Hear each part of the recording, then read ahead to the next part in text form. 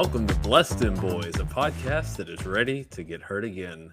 We're one Saints fan and one Cowboys fan, one fan of who dat and one fan of dat win. We're here to give weekly takes, game recaps, bad betting picks, game previews, and the occasional Seinfeld reference.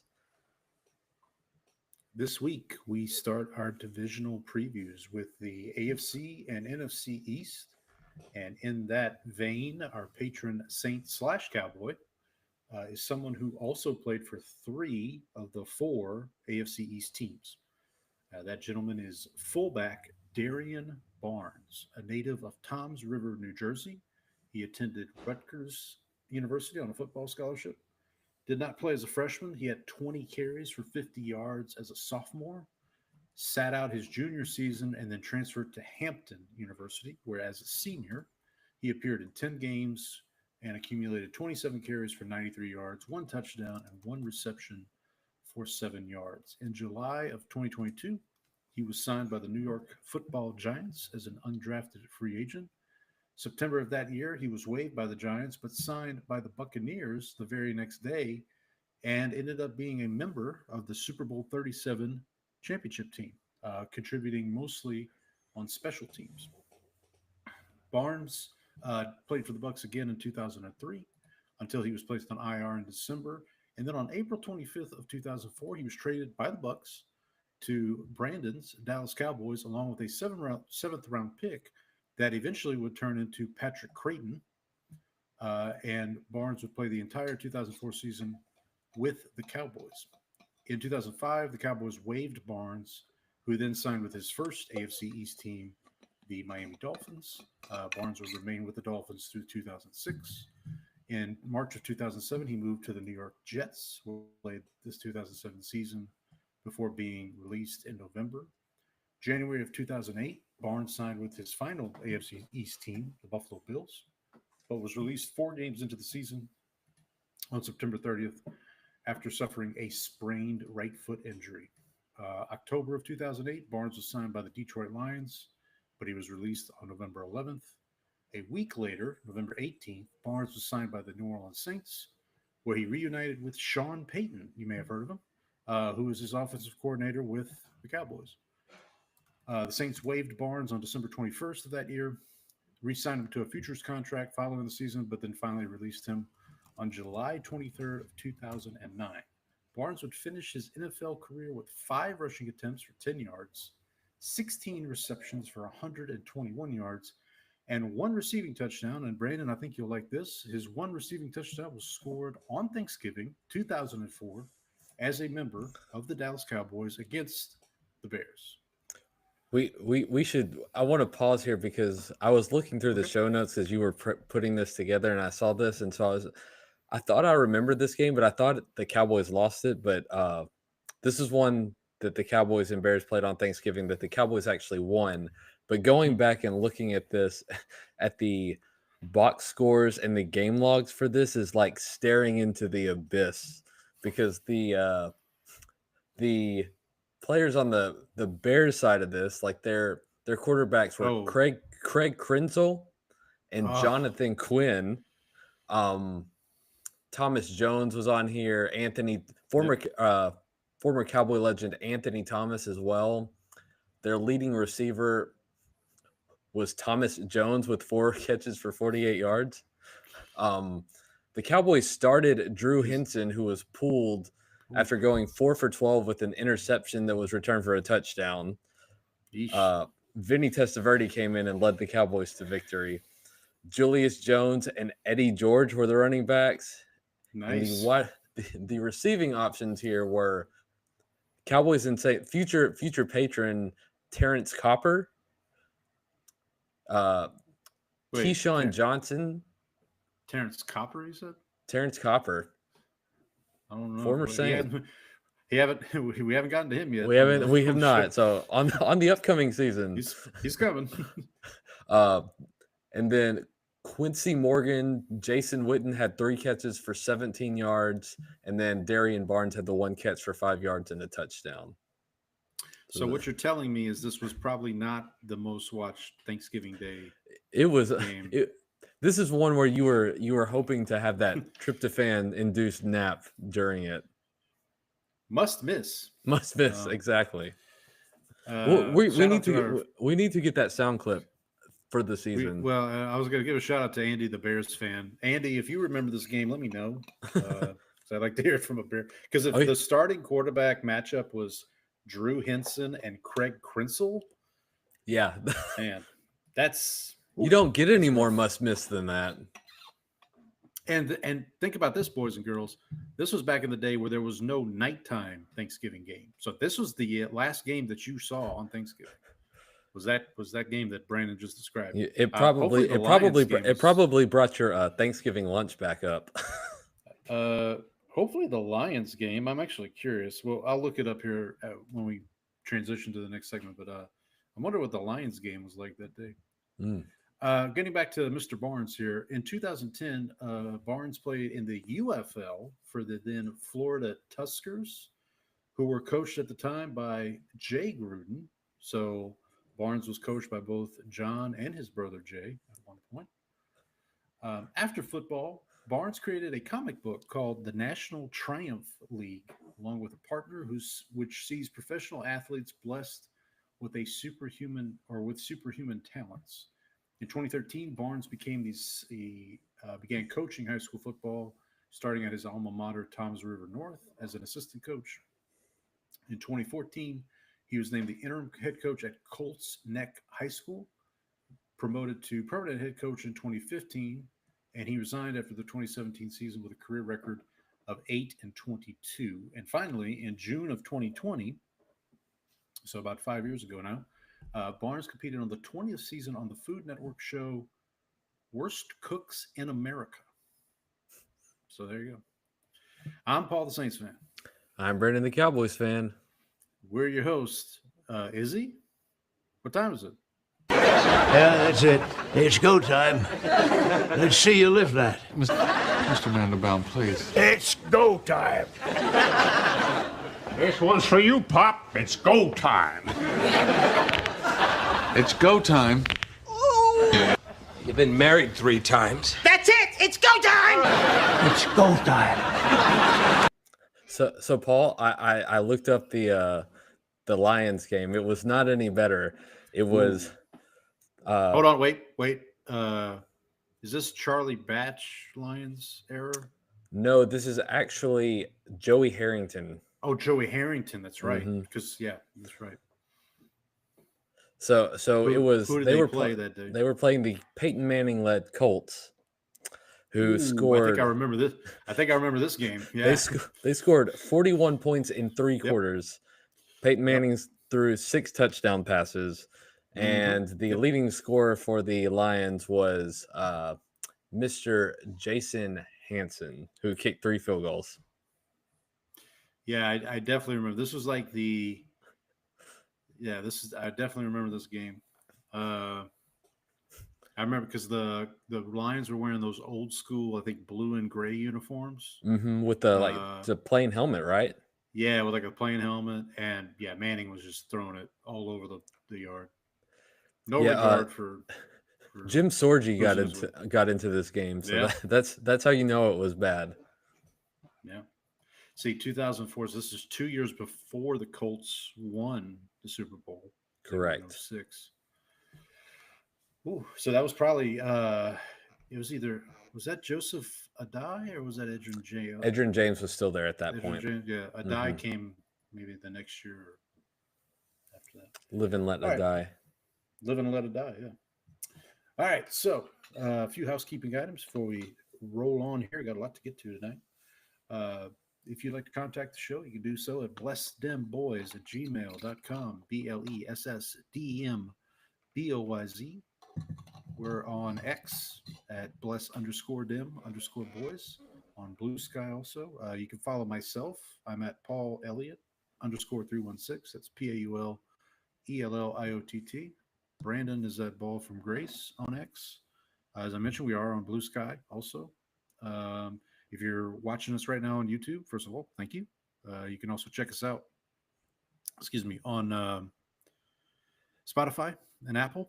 please leave a rating and review. I did see that we have 5 subscribers on our YouTube channel. Ooh, I think we must have added one then. I think because we were last time I checked, we were at 4.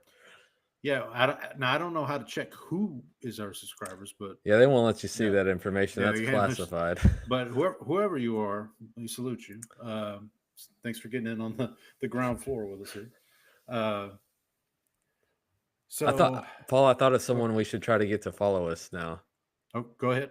She's big on being a brand ambassador, and she's got great genes, Miss Sydney Sweeney.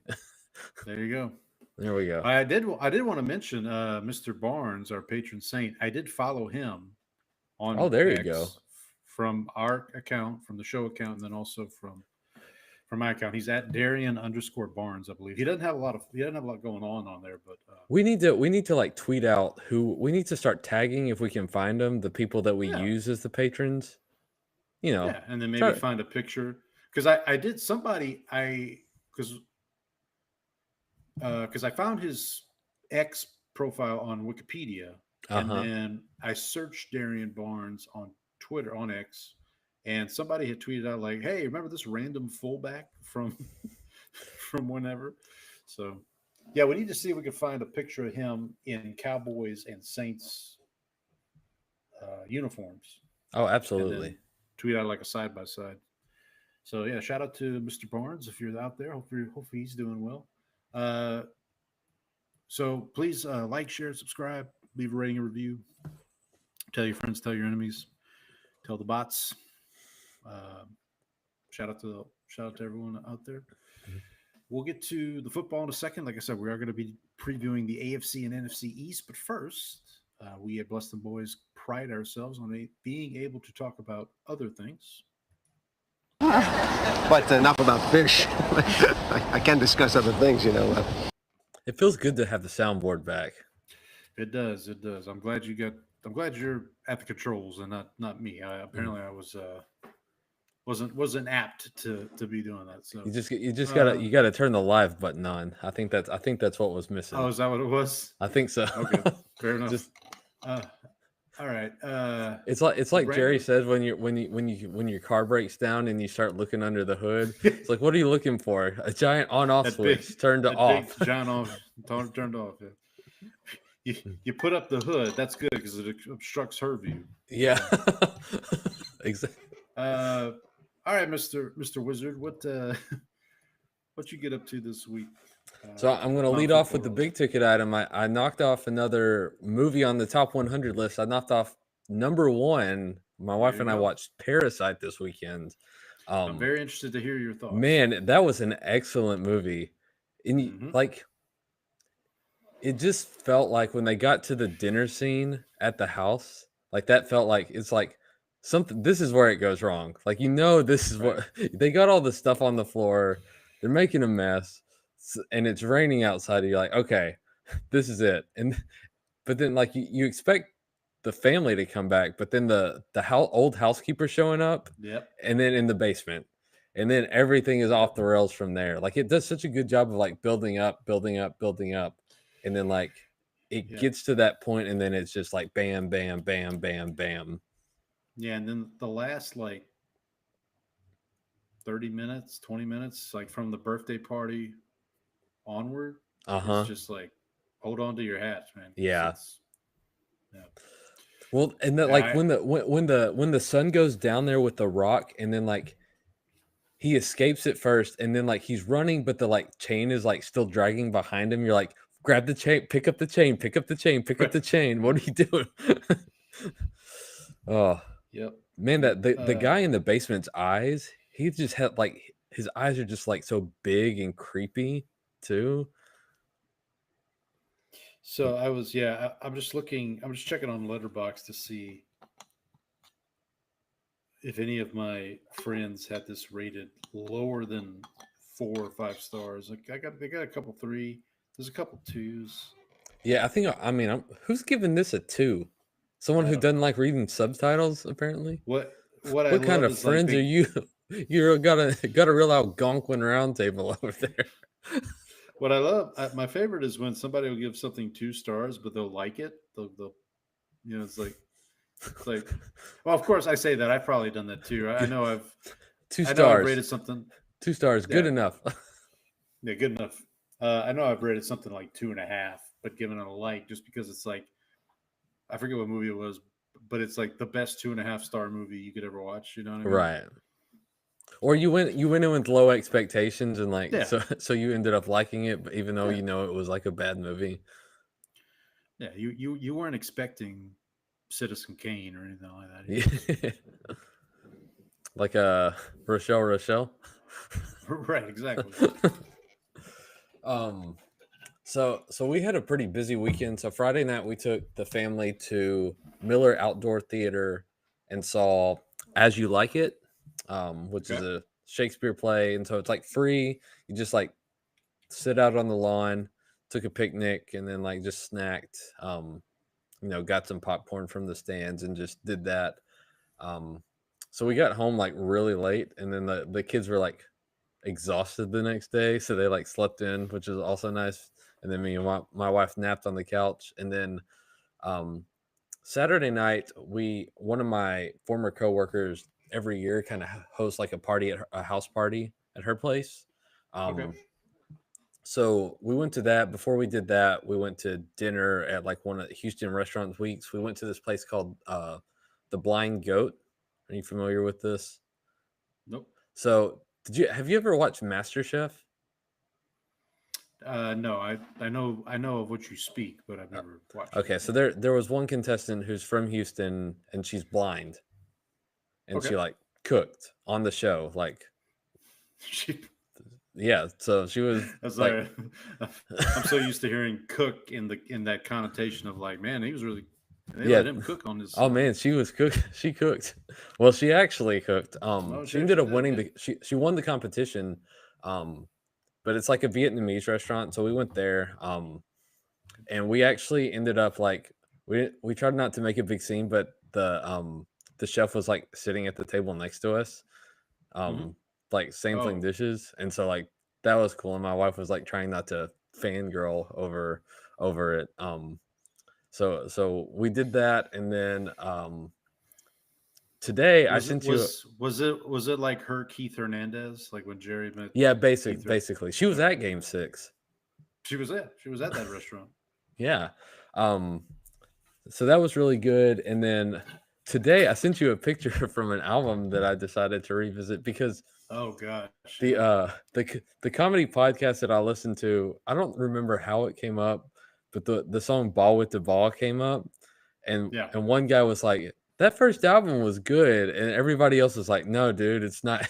That album was not good. And so I was like, I'm gonna go back and re-listen to this, and I went back and re-listened to it. I was like, okay, this album still is good. I just remember that it was something completely different for the time, right? It was like, because that was like 99, 98, 99, somewhere around there. It was 99 because like that was the same year the Real Slim Shady came out. Yeah. And I remember the MTV Awards that year he performed, and I just remember that performance being like really good. It's he does put on a good show. Like one things that like I remember with him, and this was like a few years later because we were in college. Me and my roommate were watching some like award show, and they were like, maybe it wasn't an award show, but it was like a history of like. Maybe like a celebration of hip hop music. And so they were having DJs come on, like Jazzy Jeff was on there. They were bringing different guys out spinning, and then they like spin around and Kid Rock is there. And he just like tore up like the ones that he was actually like one of the most amazing DJs I've ever seen in my life. And I was like, I was not expecting that. I think I know what you're talking about. I think I vaguely remember. But I can't. I've tried to find it on YouTube like so many times, and I've never been able to find that specific clip. Like I found clips of him doing DJ stuff at shows, but never that specific one. But yeah, that album that album's still good, and the Cowboy song still rips. Where is that in relation to like Limp Bizkit? that Limp Bizkit's around the same time, right? It's about the same time. I want to say it was slightly ahead of Limp Bizkit because I feel like I was in high school when Limp Bizkit was like really big, and The Chocolate Starfish album, that was like early 2000s. yeah, I think so. Corn. I think Corn was Korn? also out That was around 99. 99. Yeah, Korn Corn was was out 99, 99, sure. but I feel like Limp Bizkit was like slightly after that. Freak on a Leash, I want to say was. Yeah. Yeah. Yeah. Whoa, what are you doing? Yeah. Yeah. Listen, So I mean, it's. did you? There There was one. time for sure. There's one song on that album that actually has Eminem on it. There's like a song on the Kid Rock really? album with Eminem on it. I Yeah, remember. it's the title is not family friendly, we'll say. Okay, fair enough. Um I wouldn't imagine it was. most of that album is not family friendly. Oh man, I'm trying to pull up a so that's about it for me. But what did you get up to? And while you do that, I'm gonna try to get the discography from Limp Bizkit up here.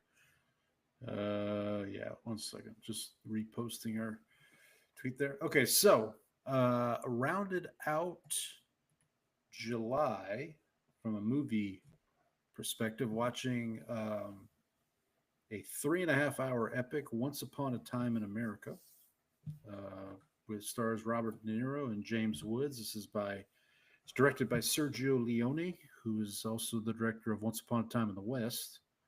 It's a wonderful film. I had started it probably a couple months ago, and just couldn't get past the first 15 or 20 minutes. But this time around, once I did, like it's the time really flies. It's about, so De Niro plays this when the movie starts, he's on the run, and it fast forwards 30 years or 50, 20, 30 years, and he comes back to his hometown, and he's kind of reliving the past. So you see him as a kid, and then like it's kind of one of these coming of age stories. It's really good. I would highly recommend it. I mean, like I said, it's 3.5 hours, but don't let that intimidate you. I think it's on. Where did I watch it on? Did I watch it on Hulu? Maybe Disney Plus or Hulu. It should be One of should those. be there. One of those. Then, so we went to my mom's in Louisiana this weekend because my daughters had spent the week with her last week. So we went. We had spent some time with her. Had a good visit with her and my sister. And so I didn't watch any films first 3 days of August. Didn't watch anything. And then decided to start August, my first film of August, with the film that you recommended last week, Tragedy of Macbeth. How'd you like it, Paul? I liked it. I really did. I thought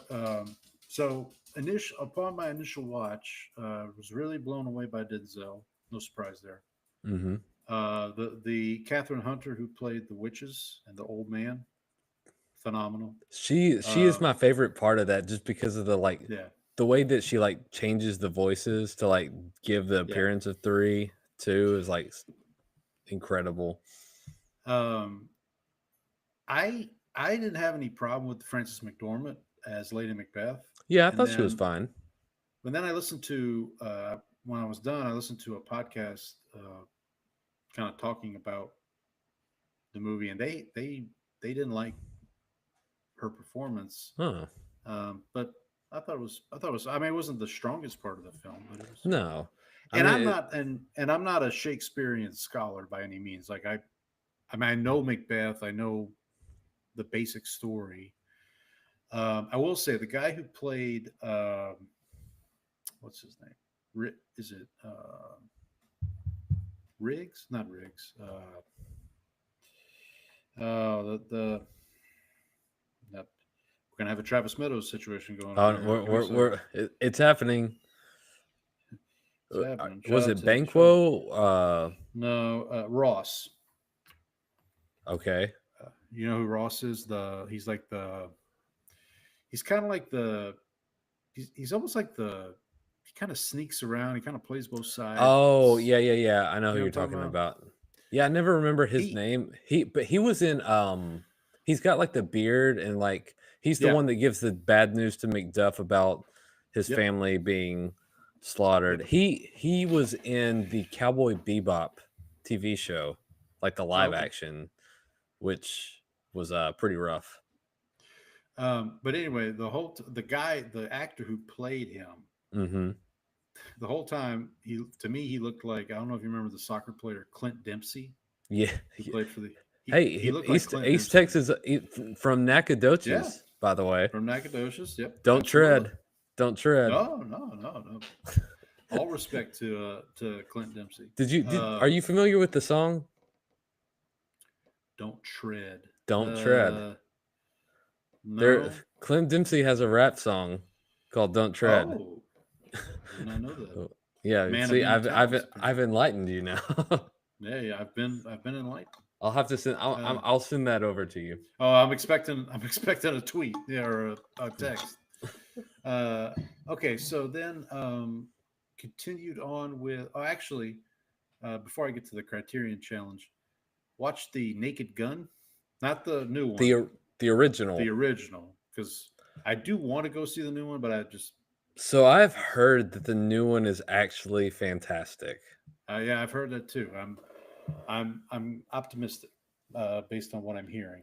But man, the original, I don't know how long it's been since you've seen the original. It's been a long time. It's on Paramount. I watched it on Paramount Plus. Paramount Plus. So I'm signing up for Paramount Plus, I think this month, so I can go back to watching Italian soccer. Okay. So there you go. So I'll put that on the list for this. Watch all 3 Naked Gun films are on Paramount Plus right now. Oh, there we go. But yeah, man, this first one is just chef's kiss. It's phenomenal. They don't make them like this anymore, for sure. Well, they remake them like this anymore. They remake them. But yeah, it's just what a wonderful way to spend an hour and a half just watching Frank Drebin Sr., I guess now, because Liam Neeson is Frank Drebin Jr. Okay, so for the Criterion Challenge, I did knock out 3 more movies on this. So the first category here, this is from Andrew Garfield's Closet Pick. So you've heard of the Criterion Closet? It's like this. Someone gets to choose one to go into the closet?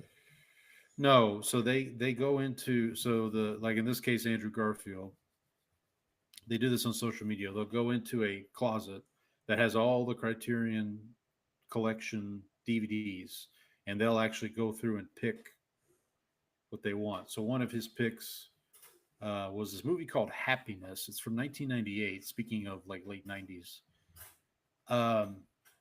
this movie, well, here, hold on. Let me. I meant to have this ready, so I apologize. Just give me a second. So I'm going to read to you the late great Roger Ebert. His part of his review for this film, just to give you an idea. This is a movie directed by Todd Solondz. It's in 1998. It stars Philip Seymour Hoffman. It's kind of an ensemble cast, but he's probably the most well known of those in the movie. Actually, I thought there was a Seinfeld connection here. Oh, John Lovitz is in. So John Lovitz was in Seinfeld. Yeah, so there you go. There's your. I'm looking for. Okay, Roger Ebert gave the film 4 out of 4 stars, rated it number 5 in his top 10 films of '98. In his review, he wrote, "Quote: The depraved are only seeking what we all seek, but with a lack of ordinary moral vision. In a film that looks into the abyss of human despair, there is the horrifying suggestion that these characters may not be grotesque exceptions, but may in fact be part of the mainstream of humanity. It is not a film for most people. It is certainly for adults only, but it shows Todd Solondz as a filmmaker who deserves attention, who hears the unhappiness in the air and seeks its sources." So they were watching. They must have been watching that Bears Cowboys game. Actually, now that you mention it, what were the Cowboys up to in '98? Were they They were on the way down, that's for sure. on the way down? Yeah. That's a shame.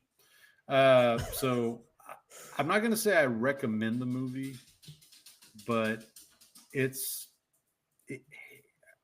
I will say some of the subject matter is tough. So just know that going in. There's some. Is it a Manchester by the Sea type situation? It's not that kind of tough. It's more like what I just read from Ebert's review. Like some of the people in this movie are depraved, and and it's like, so they're like the Seinfeld characters. Yeah, but like amp it up a little. Well, actually, that's funny because watching it, I was like, you watch Family Guy? Did you? So I watched the old ones growing up. I don't watch it anymore. So, you know how in Family Guy sometimes they would kind of get almost to an uncomfortable level with the humor? Uh-huh. Okay, so this movie is like that, but there's no humor sometimes. Like it's just they just go to a place where it's like, oh, they're not doing this for laughs. They're so it's dark. Yeah, dark. So now there are some funny moments in the movie. I'll say that, but it's definitely I would definitely classify this as a dark comedy, black comedy, whatever you want to call it. Okay, then from the 1940s, I apologize to you already for this. I watched a movie called The Philadelphia Story. That has nothing to do with the Eagles. It has nothing to do with Tom Hanks? Has nothing to do with Tom Hanks. It does star Jimmy Stewart and Cary Grant and Audrey Hepburn. Cary Grant and Audrey Hepburn play ex-spouses. Audrey Hepburn, I'm sorry, not Audrey Hepburn, Katharine Hepburn. Katharine Hepburn is getting remarried, and she's kind of this socialite type. So her wedding is like a big deal in society. And Jimmy Stewart and his coworker, I can't remember her name. I got to look it up, but because she was phenomenal in the movie. Jimmy Stewart and his coworker are tasked with going to the wedding, and it's Ruth Hussey plays Jimmy Stewart's coworker or whatever you want to say. They're tasked with going to the wedding and getting a story. Because again, Katharine Hepburn is getting remarried, and Cary Grant assists them, like kind of lies for them to get them into the wedding, like to be able to go to the wedding, and then it ends up becoming this kind of like love triangle type thing. So there's Katharine Hepburn, there's her fiance that she's about to marry, there's Cary Grant, who's her ex-husband, and then there's Jimmy Stewart, who's this guy who she thinks Mary. Yeah. This is probably the first film with Jimmy Stewart I've seen that's not It's a Wonderful Life. And what about you never saw Rear Window? Oh, I'm sorry. Yes, I did. Of course. I watched it last week. We talked about it last week. I know. I was like, I'm pretty sure that Fall has mentioned Rear Window on here, unless you watched the remake. Oh God, no. The Christopher Lloyd one. That one was not Christopher Lloyd. Christopher Reeves. Jeez, Christopher Lloyd would have been bad. Marty, we gotta look out the window. Look out the window, Marty. But no, Philadelphia Story. It's a classic romantic comedy. I would recommend it. It's on Tubi right now, so it's free for those that want to. Well, you know what I think of the title. I know it. I know what you think of it.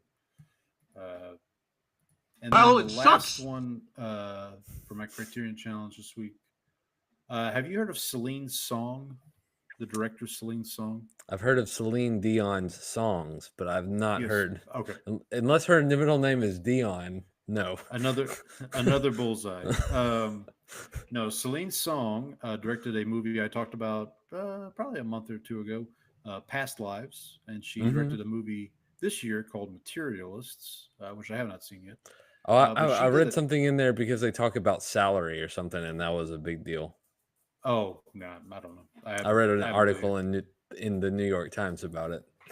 I know it's not performing as well as people were upset because they felt like what they were promised in the movie is not what they got. Okay. I haven't seen it, so There wasn't enough materialism. I guess not. But anyway, she has a top 10 that she did for Criterion, and the movie I selected from that top 10 was The Age of Innocence. So this is our buddy Daniel Day-Lewis, our beloved Daniel Plainview. He's an oil man. He's an oil man. So this is him starring in a movie directed by Martin Scorsese, who you may have heard of. But it's a period piece. So it's like I'm a mafia man. No, it's not that. Not that kind of not that. That's the thing. This is like it's like very much You asked me about my business. it's very much not Scorsese. It's directed by Scorsese, but it's not very much not Scorsese. This is not Goodfellas. This is not Casino. This is not The Departed. This is not that kind of As movie. far back as I can remember, I've always wanted to be an oil man. It's getting there, buddy. It's good. So I'm workshopping it. Keep workshopping. But this stars. So he plays. I forget his character's name, but he is engaged to Winona Ryder. But he falls in love with Winona Ryder's cousin, who is played by Michelle Pfeiffer. Ooh. Well, I can understand that. Who among us? Right? Like, but this is from 1993. So this is so Scorsese did Goodfellas, Cape Fear, and then he did this movie, which is like now for something completely different, right? But now for something completely different. And then after this, he does Casino, which is kind of going back to his back to the gangster stories. Yeah, back to his roots. But the funny thing is, like, watching this movie, you can tell it's a Scorsese movie, just be kind of like the feel of it. But it's just the subject matter is not Scorsese. Like it's Did you see Megalopolis? No, that's Francis Ford Coppola's. Oh, I'm thinking of the wrong. The last thing Martin Scorsese Mafia did, guy. I believe. The last thing Martin Scorsese did, I believe, was Killers of the Flower Moon. Oh yeah, with, Leo. I have not seen that either. Haven't seen that. Very long. That's another 3.5 hour commitment. Yeah. Yeah, that's a week. That's a week's worth of watching for me. So so this film is set in 1870. In the 1870s, Daniel Day-Lewis plays a lawyer, and he is planning a society marriage to Winona Ryder's character, but Michelle Pfeiffer's character comes back to New York after she's divorced some Polish aristocrat, and like it just goes from there. So definitely a strong Daniel Day-Lewis performance. I probably wouldn't put it. I mean, it's not Daniel Plainview by any means, but I would recommend it if you have some time. So an update: Limp Bizkit was actually their first album. Actually came out in '97, and their second one, Significant Other, came out in '99. So 97 was Chocolate Starfish? No, Chocolate Starfish was their third album. Oh, okay. Significant. I feel like I remember Significant Other. Oh yes, I know this. Which album was My Way? Nookie was on Significant Other. Which album was My Way? My Way. That had to be that's on Chocolate Starfish. Oh, that's weird because okay.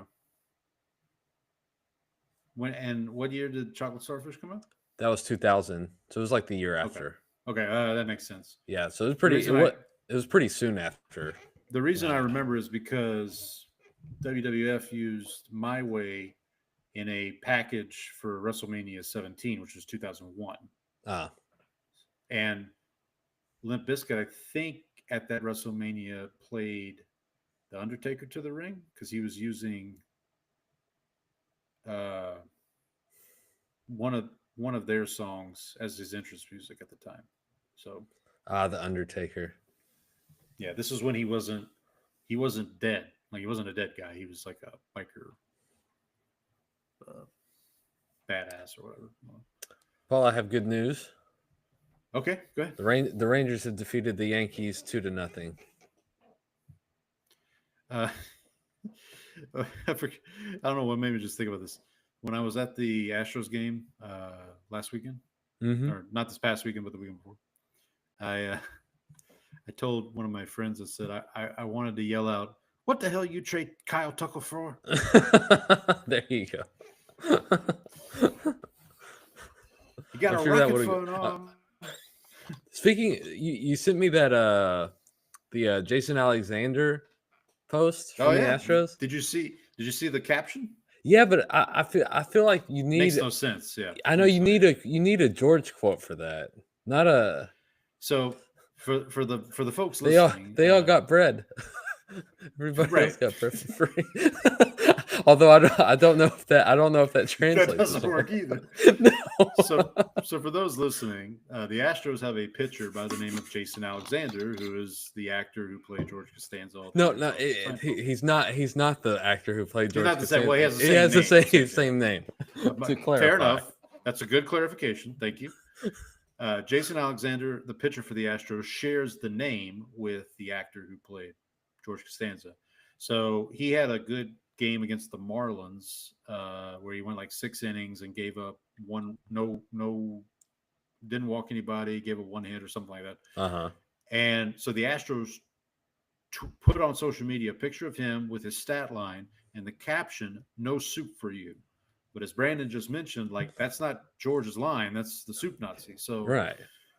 If the pitcher's name was Yev Kasim, then Right, that would have worked. Or I can't remember whoever the actor's I can't remember the was. actor who played him. It's good. Yeah. So anyway, You're pushing your luck, little man.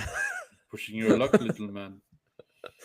So where are the Yankees are 6 games back in the division now. Wow. Where are the Rangers in the Rangers only a half game back of the Yankees for the wild card? They've actually, they had that.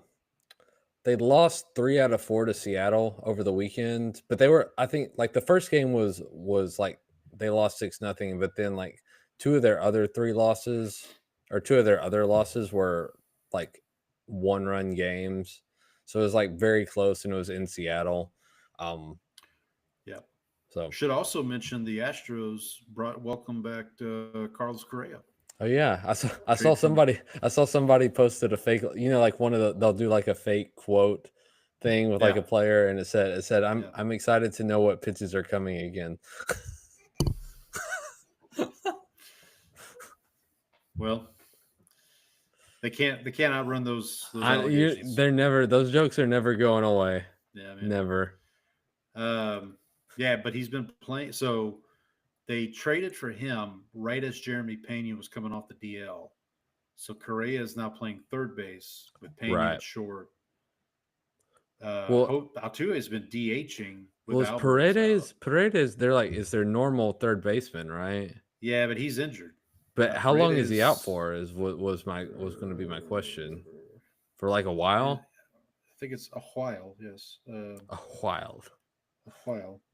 Now I don't know. Now if he does come back, then that's great. I'm guessing he's out for a while. That's the reason they traded for Correa in the first place. Let's see here.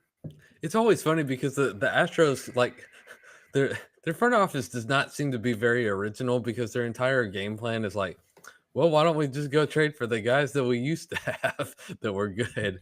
Because they did this with Justin Verlander too. Yeah, that was my wife's. When I told my wife, "Hey, we traded for Correa," she's like, "Oh, they did the same thing with Verlander." Well, yeah.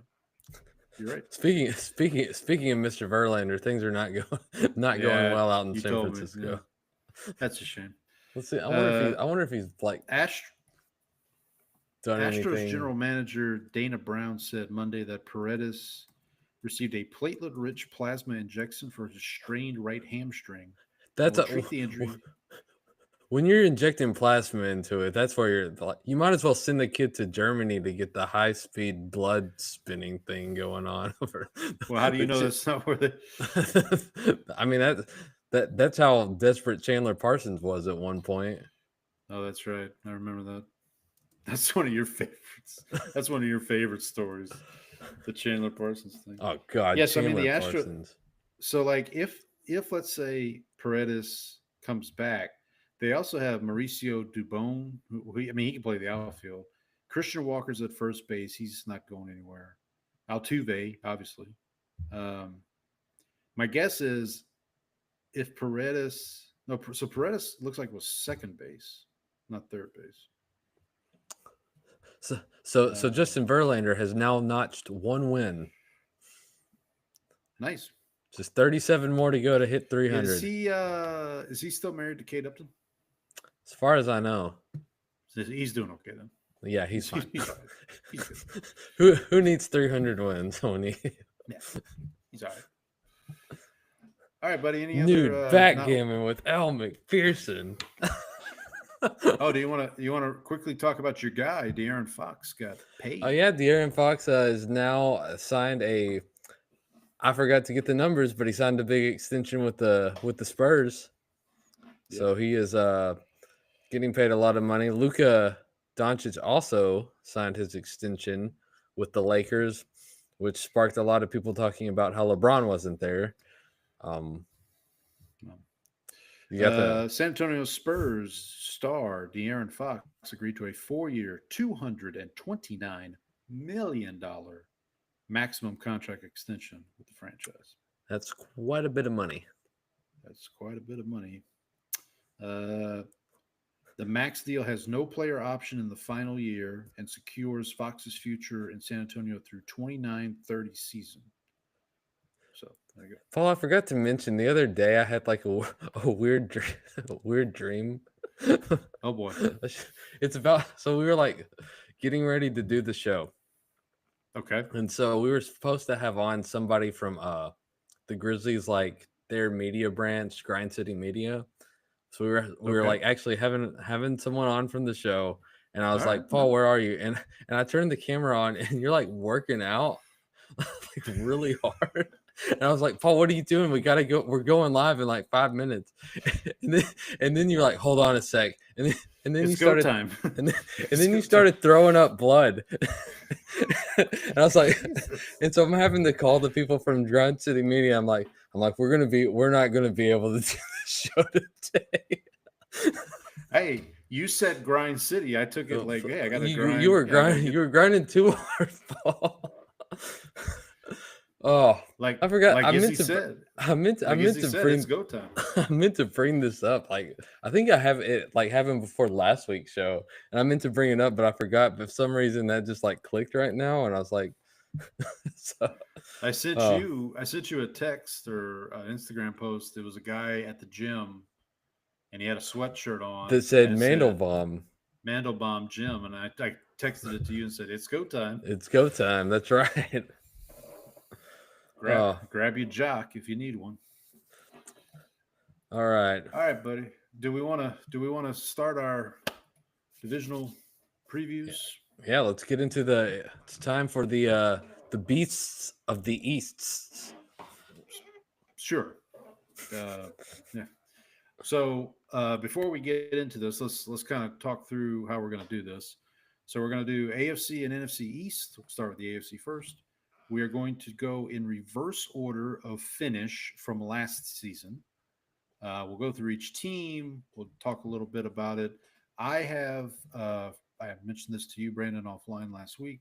I have placed a wager on our Rebet app, our friends over at Rebet, for each of the 32 teams, a futures bet.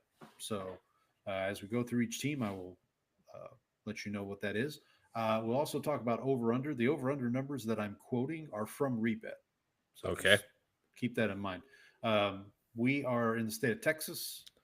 We cannot use FanDuel. So Rebet is the official betting app of of Busted of Boys. this. Yes. Of us at least. Yeah. Hey, Rebet, if you're listening, we're open. We're for willing to business. we're looking for sponsors. We will repost the Rebet. I should update as we do this. I should update that my bet for over 32.5 points at minus 122 cashed last week on the Hall of Fame game. You texted me when it was like 21-7. You're like, if it stays this score, I'm gonna be I'm gonna be mad. Yeah.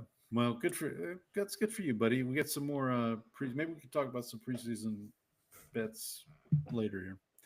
All right, so we're gonna start AFC East. Again, we're going in reverse order of finish last year. So we're going to start with the New England Patriots, who finished last place in the division in 2024. They were 4-13. Their over/under this year, according to Rebet, is 8.5. So obviously, some a little higher expectations. Part of the reason why offseason moves. So Gerard Mayo, he gone. We welcome in Mike Vrabel. Mike Vrabel returns to the NFL as a head coach. Josh McDaniels comes in as the new offensive coordinator. I don't have down who their defensive coordinator is. No, I can't. I don't recall. That's a good question. They also bring in Milton Williams from the Philadelphia Eagles, Stephon Diggs, who's had a adventurous offseason, let's say. And then a Mike Vrabel favorite, Harold Landry from the Tennessee Titans. So their defensive coordinator is Terrell Williams. Terrell Williams. Yeah. From Detroit, I believe. I think he was with Detroit. That's right. Yeah. Okay. So as far as departures, they traded away Devon Gottschall to my Saints. They also lost Jonathan Jones, a cornerback who went to the Commanders, and Jacoby Brissett, the backup quarterback, who is now in Arizona as Kyler Murray's backup. So we'll talk about them in a couple weeks. You're missing another big one. Okay. Remind me. Mr. Backflip himself, Joe Milton. Oh, of course. How could I forget? I mean, you brought up, if you're going to bring up Jacoby Brissett. Future Cowboy quarterback legend, Joe Milton, of course. Maybe. Of course. We'll see. Well, wait for that preseason game this weekend, buddy. When he's lighting up the Rams this weekend, you're going to be like, we're going to come back next week. And so with that in mind, actually, who is the backup quarterback? Oh, Josh Dobbs, the Pastronaut. That's right. Oh, yeah, the Pastronaut. Forgot about him. In the draft, the Patriots kind of fortified their offensive line. Will Campbell in the first round. Jared Wilson out of Georgia was a mid-round pick. And they also brought in Travion Henderson, running back, who I know you were high on. Big fan of him. Big fan of that draft pick, and I think he's going to fit well in this offense. Their running back room's pretty good. Ramondre Stevenson, Travion Henderson, Antonio Gibson, who had former Memphis Tiger, right? Former Commander as well. So at receiver, you're looking at Diggs. You got Demario Douglas, Mac Hollins comes over from Buffalo, I believe. Kendrick Bourne, I believe, is currently dealing with an injury. They also brought in Kyle Williams in the draft out of Washington State, who was high on a lot of people's lists. I think the big key for them. Oh, well, yeah. Let me real quick talk about their schedule. So the AFC East is actually appropriate. So the AFC and NFC East will play each other this year. The AFC East will also play the AFC North, so not ideal, as that's probably one of the better divisions of football. For the Patriots, because they finished last place, their 3 extra games are against the Titans, the Raiders, and the Giants.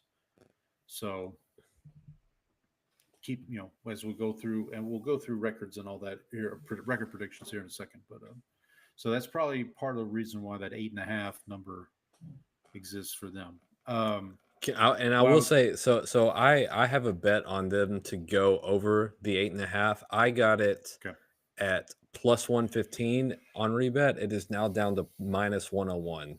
So I got it's probably even. It's probably even money now. Yeah, it's gotten down. Got some juice. Yep. Got some juice. So I feel pretty good about that. So my Patriots bet. Now you and I talked about this offline last week. So on Rebet, there's two different categories. There's from the Patriots' perspective, what place will they finish in the division? So for them, I got at plus 470, first place division finish for the New England Patriots. So I put 100 coins down on that. But then, separate to that, there is an AFC East division winner category. And that for the Patriots was plus 510. Now, you and I were talking about like, what's the difference?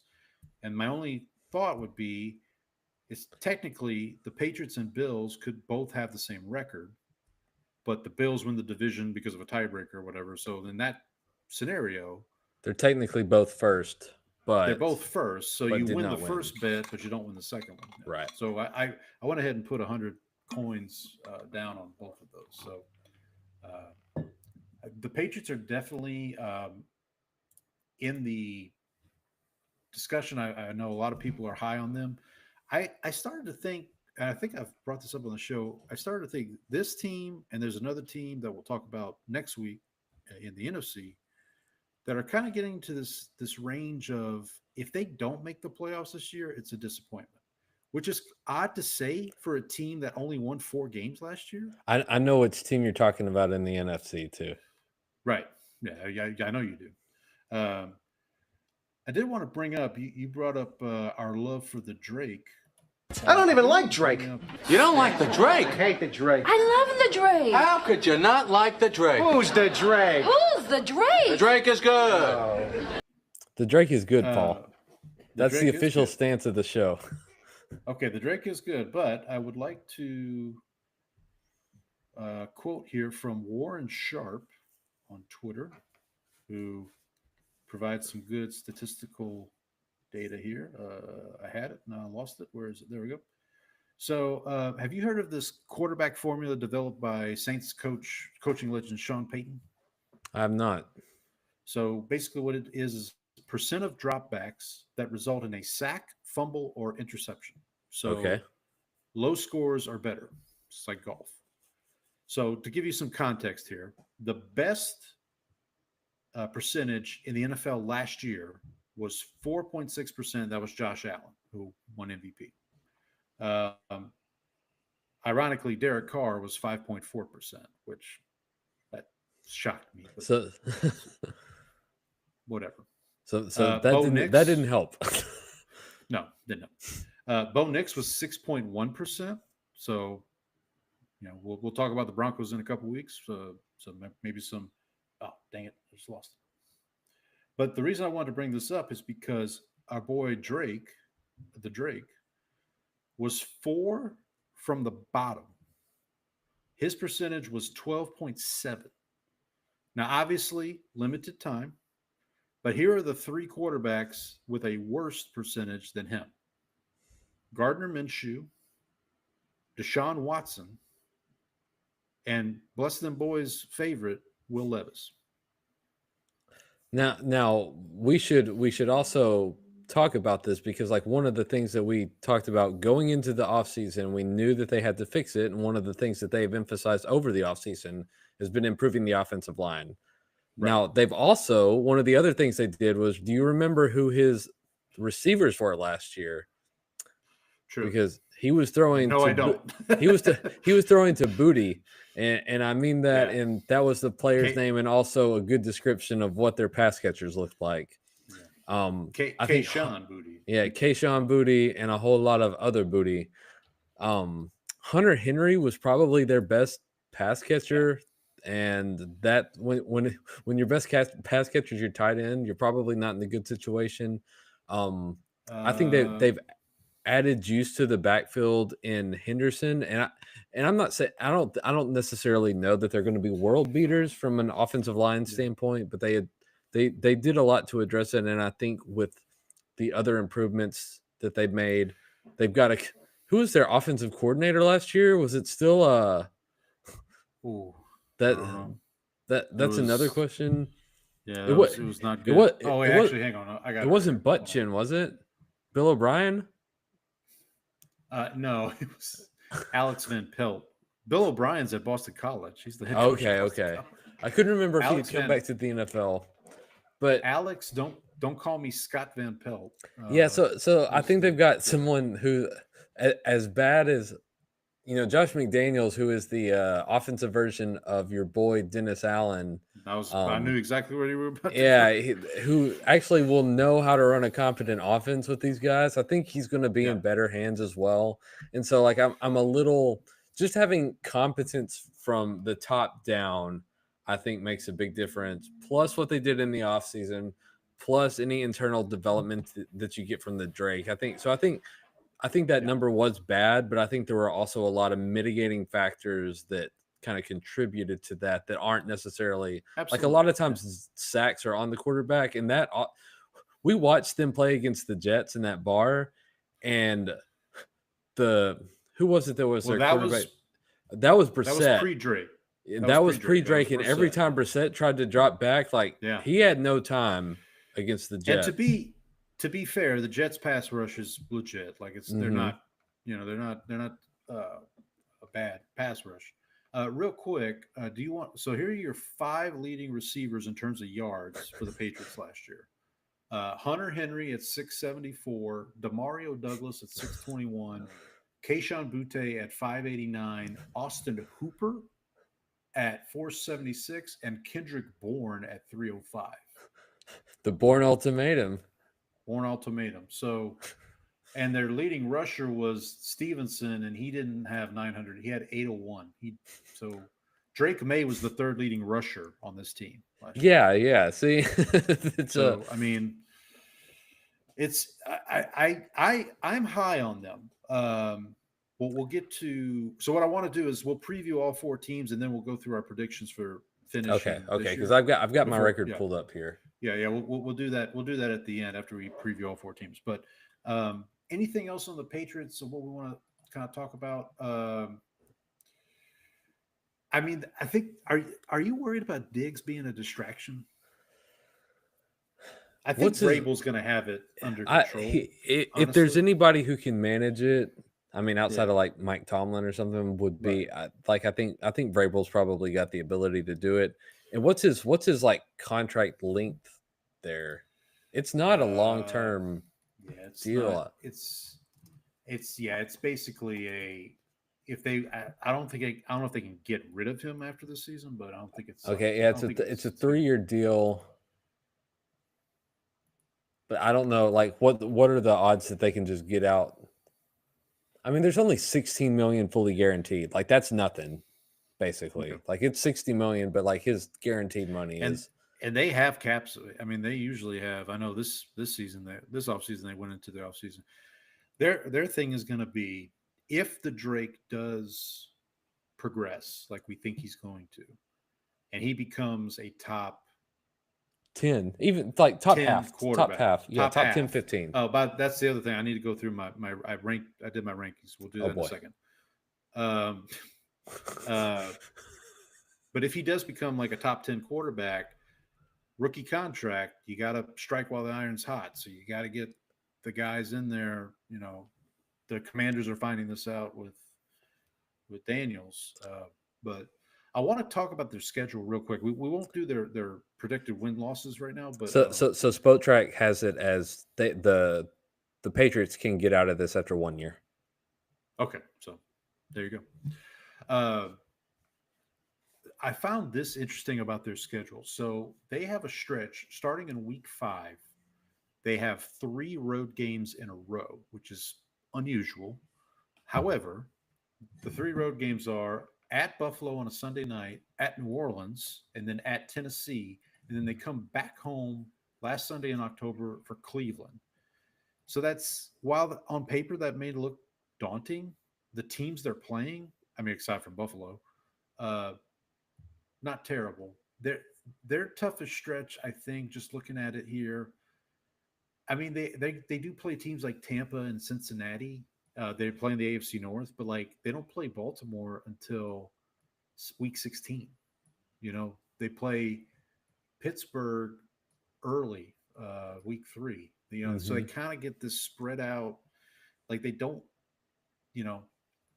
like they start off home Vegas and at Miami, and then home Pittsburgh, home Carolina. So that feels manageable. Yeah, playing like, against the NFC South, like they've got some like manageable games in there where Yeah. you can like if you're able to just like beat the teams that you're like kind of favored against, then you should be Yeah. okay. Like if you can pick up a couple more, like win one that you mean- maybe weren't favored in.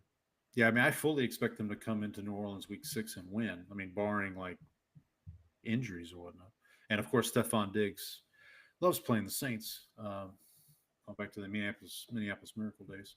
Okay, so for rankings, let me just real quick go through this.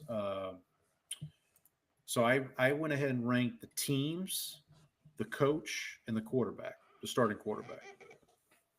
So for the Patriots, I have them 18th out of 32. The Drake, I have 22 out of 32. I had them a little higher at first, but then I was like, well, and I'm going to try to prove it. Yeah, I'm going to try to update this every week. So I fully expect, even maybe after week 1, that he's, closer to the top half. And then for Vrabel, for the coach, I have him 7th, just because I just think Vrabel's a great coach, but I can't put him up. I try to. You're not going to like it when we get to the Eagles, I think, but I tried to. Oh boy. Well, I tried to like give leeway to quarterbacks / coaches that have won Super Bowls or been to Super Bowls. Like Vrabel hasn't been to a Super Bowl, and I know that's by like this metric we're making Joe Flacco is elite. Oh no! He's an exception. No. Let me hang on. Let me make sure I didn't. No, Flacco. I do have Flacco. Spoiler alert! I do have Flacco below the Drake. I mean, I have to use some like eye test. I mean, like. Well, we don't, as we say. No disrespect. Well, I don't know how official any of these rankings really are. That's true. Thank you, Jerry. Thank you for reminding us of that, Jerry. All right. Anything else on the Patriots before we move on here? No, let's get to the Jets, Jets.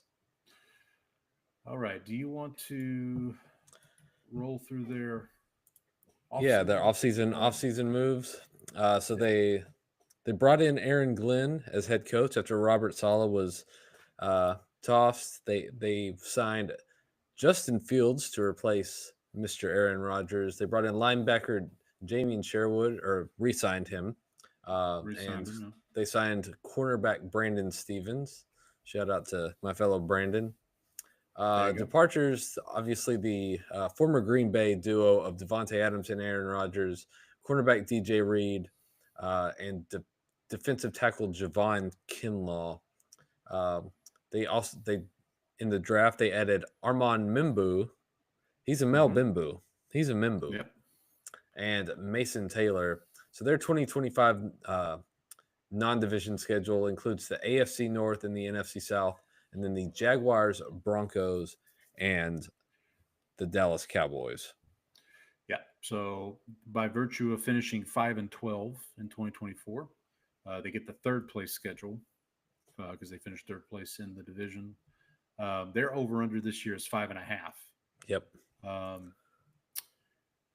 So Jaguars, Broncos, Cowboys are kind of their 3 extra games. So that's a little. I mean, let's talk about this. So the Patriots get Titans, Raiders, Giants, and the Jets get Jags, Broncos, Cowboys. Like that feels unfair almost, but it is what it is. So we've obviously Justin Fields already had an injury scare with his coup d'etat. Well, it sounded like it looked like it was a season ending thing, and then it turns out to just be a toe injury, which I think we were. And this is like this also happened with the Cowboys, Tyler Guyton. It's like it's an ACL, and then it's not an ACL, and this was I think they thought it was an Achilles. Am I right? Yeah, they thought, well, because here's the thing. So when the injury happened, he got carted off. So obviously you're expecting the worst. But as I heard Tom Pelissero talk about on Rich Eisen's show, when at training camp, some of these camps, the field is like more Forever. than It's 100 like yards. way away from from the the medical building. stuff. So if a guy has a lower injury, no matter how insignificant, you don't want him walking that distance. So you're going to cart him off. Right. Just, So, but yeah, he's wearing a plastic something or other to help right now. I do know, I saw today Tyrod Taylor, his backup, had some kind of a knee issue in practice. I saw Aaron Glenn talking about that. So it'll be interesting to see if Fields, I mean, this is really his last chance, right? As far as the starting job goes. I would think so. He can probably bounce around the league as a backup like a lot of guys do. And maybe he could have like a Geno Smith sort of career Yeah. arc if this doesn't work Yeah. out. Like you see guys you've seen guys more recently be able to eventually, like Sam Bradford was another one. Baker Mayfield was in like 5 different spots before he finally found Tampa Bay. So maybe eventually I did see, like, I was looking up news reports and it seemed like both Aaron Glenn and other coaches were trying to I don't think things have looked great at training camp right now. And so they're trying to make sure that people don't panic about this. Cause I guess Fields probably had some time off for the injury. And so he's trying it's, and the thing I've always heard about training camps is defenses are always ahead of offenses. right. And the Jets defense, as we mentioned earlier, is pretty good. Like it's one of the better ones in the league, or should be. And now with Aaron Glenn as a defensive coach, you would think that makes it. They did bring in Tanner Edgerton as the offensive coordinator. He follows Aaron from Detroit. So we'll see what goes on there. Do you want to know who the 3rd and 4th string quarterbacks are for the New York Jets right now? Tim Boyle. No, Tim's on. Tim Boyle's with Tennessee. He's backing up Cam Ward, I believe. No, we got Adrian Martinez and Brady Cook. Yeah, I know who those guys are, obviously. One thing I will say for one possible strength for the Jets, Breece Hall looks like he might be a guy. He looked pretty good. I mean, he's flashed some. He's flashed a little bit. I'm pulling up his numbers. He had 876 yards rushing last year. Braylon Allen, 334. And then I think a big question for them, or at least for me, is who's receiver 2? So we know Garrett Wilson signed a contract this offseason too. Yeah. Yep. And I think Garrett Wilson is kind of developed into that guy who he's not a CeeDee Lamb. He's not a Justin Jefferson. He kind of is he's kind of what Brandon Cooks was, in that he's maximum a 1B guy, but he's never going to be that sort of alpha receiver that you kind of wanted him to be. So they kind of need somebody else to kind of develop opposite him to take pressure off of him. Their receiver depth chart right now, you got Garrett Wilson, Josh Reynolds, Alan Lazard, Malachi Corley. Sorry, Malachi. I don't know what I'm saying. You said that Malachi poorly. Yeah, yes, I did. So Mason Taylor, we talked about, they drafted him, but he's dealing with, I believe, an ankle injury. It's going to keep him out a couple weeks. Their backup is Jeremy Ruckert, who they drafted, I think, out of Ohio State last year. One thing, we mentioned them drafting Mimbo. So they're kind of in a similar situation as the Saints are, in that they've invested on this offensive line. They had drafted Fashanu last year, now Mimbu this year. They have Joe Tipton at center, who's, I think, pretty good. They've got Elijah Vera Tucker at right guard, John Simpson at left guard. If I'm a Jets fan, I'm hoping that this should be a strength Let me ask you this: what's the over under on how long until Alan Lazard is with the Steelers? Oh, yeah, that's true. Well, I mean, first game of the season is Jets. Can I bet on Alan Lazard to the Steelers?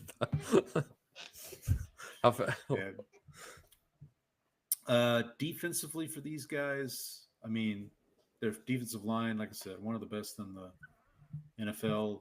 Will McDonald, Quinnen Williams, Jermaine Johnson. Actually, I think Jermaine Johnson might be out for the. Is he on IR? No, he's on the PUP list. He's on the PUP list with Achilles right now. Sauce Gardner in the defensive backfield. Brandon Stevens, who he talked about, they signed. This team's going to be feisty, I think. I know 5.5. It's going to be tough, and that actually leads me into my wager for them. So I'm going to look at their schedule. Here's their first 5 games, their schedule. They host the Steelers. They host the Bills. They go to Tampa. They go to Miami, and they host your Dallas Cowboys.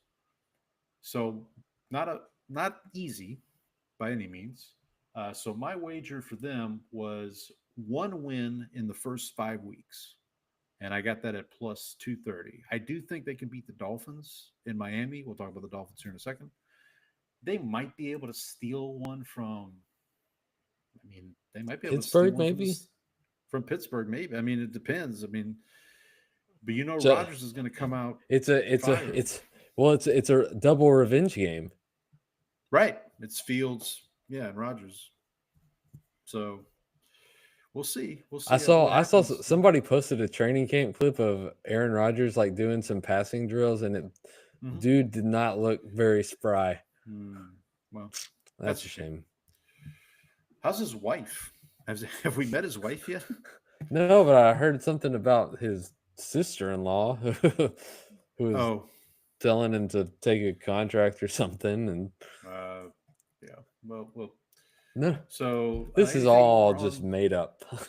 Yeah, we're just flying by the seat of our pants here, folks. Anything more on the Jets? Jets. No, Shout out to our guy from this podcast is Make Me Thirsty, Chris. Yep. Shout out to him. By the way, but that just reminded me. Go check out this podcast and Make Me Thirsty. They interviewed Larry Charles. Ooh. One of the big writers for Seinfeld, especially for the early years. Also worked on Curb, directed a little film called Borat. Also was the stinky man in the bathroom. He was the stinky man in the bathroom in the airplane episode. Yep. So go check them out. Anything else on the Jets? No, I think it's time to head down to South Beach. Yeah, let's go to Miami here. We'll talk about the Dolphins. Dolphins finished the 2024 season. I totally forgot that they finished 8-9 until I started doing this. Their over-under is 8.5. So we'll start with so no real coaching changes. McDaniels is back, or McDaniel. Yeah. With a nice hot chair to sit on. His chair is pretty toasty.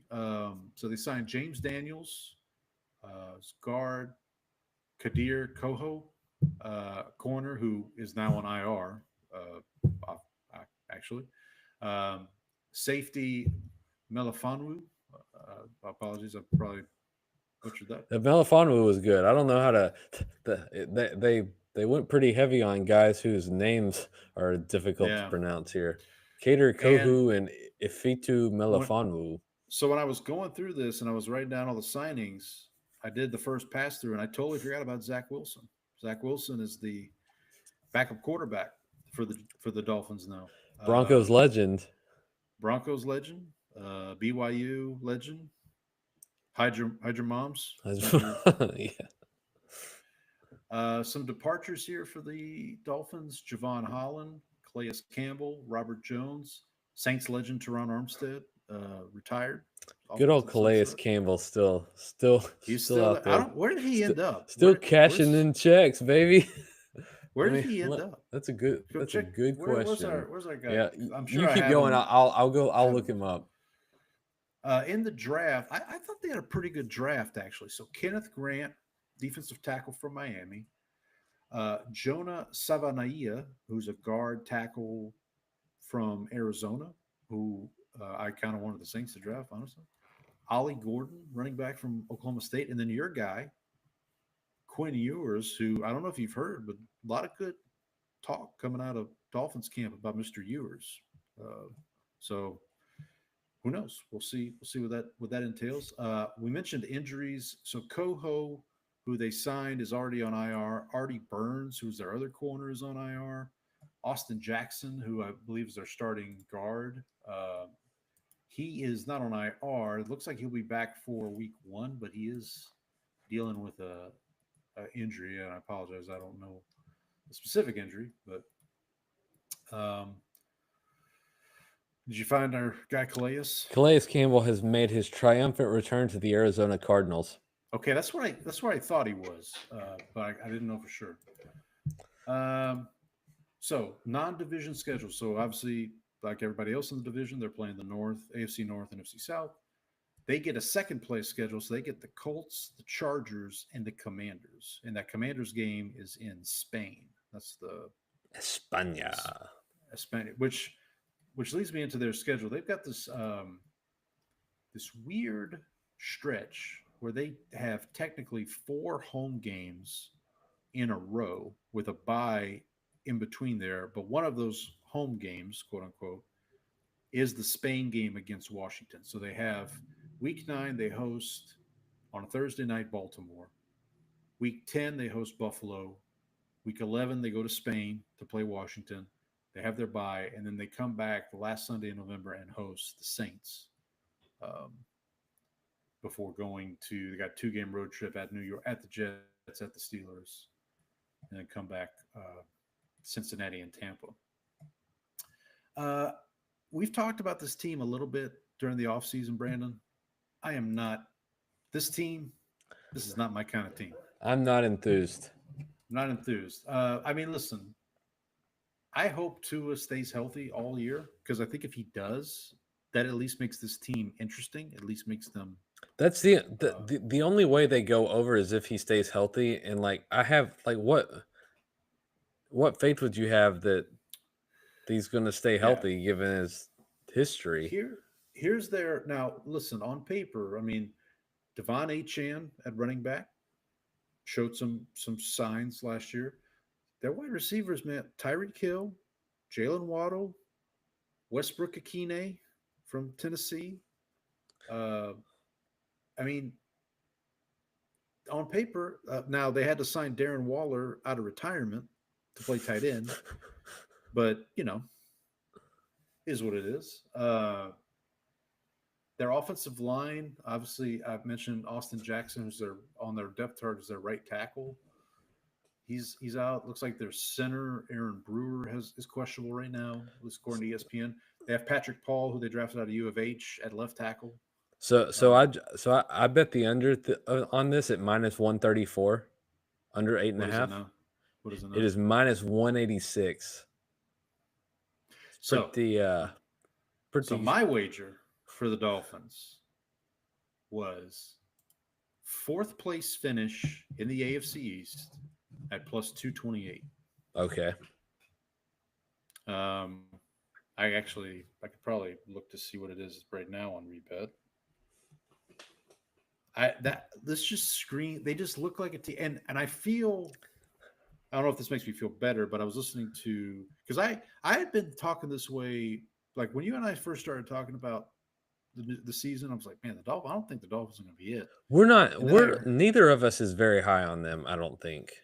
Yeah, well, but then I was listening to Bill Simmons, and he was talking about them finishing last, and I was like, okay, well, at least now, obviously, Bill is, I'm not saying he's Nostradamus, but I at least felt like, oh, okay, it's not just me. Like there are people who think. So the thing with the Dolphins is like for them to be like really good is they have this very fine needle to thread because the offense is so specific. Tua has to, like, you've seen when Tua's not there, like other teams are able to put it together and like win some games when their starting quarterback's not there. When Tua's out, like the entire thing just like collapses. It's like a house of cards, and once Tua's not there, And so like they've had this very narrow window to success. And like if anything goes off, like what I don't see, I haven't there's been nothing that they've done in the offseason that's made me think that they fortified those to like give them any sort of like safety net or margin for error with anything going wrong there. Now, you mentioned this Sean Payton QB formula earlier. Tua's number last year, for what it's worth, was 8.2%, which was better than Justin Herbert, Trevor Lawrence, Joe Burrow, Jaden Daniels, Baker Mayfield, certain quarterback that you're fond of that I won't mention. So I've just Joe Milton. How'd you know? Another quarterback we'll talk about later who you're probably not as fond of, but I just bring that up just because I mean, like, and look, we know Tua missed a lot of time because of injury, but I mean, yeah, that's what it's come down to. It's if Tua's healthy and he can operate the offense at an efficient level, they got a chance, but I just don't. And then their defense, I don't know how much better their defense is going to be either. They come out of the gate here at Indianapolis. That's not too bad. Home New England, at Buffalo, home Jets, at Carolina, home Chargers, at Cleveland. So, I mean, their schedule's not. They close out with at Pittsburgh, home Cincinnati, home Tampa, at New England. So that last four games are not great. They do get to play. They have to play Baltimore and Buffalo back to back, as I mentioned earlier, but they're both home games. So I don't know. I just don't see it. I don't see it either. I would definitely be taking the under on 8.5. Oh, I forgot to do my rankings. Hang on. Let me do the Jets first. I hope you have the Drake ranked higher than Justin Fields. Yeah. So for the Jets, team ranking is 29, QB ranking 28, and coach ranking 32. I just put Aaron Glenn as 32. How rude. I know. Well, I mean, somebody has to be. Like, I don't expect him to be there at the end, like when we do this next season. For the Dolphins, team ranking, I have him at 26. QB, I have Tua and McDaniel, same ranking, which is 20. So bottom, whatever that is, bottom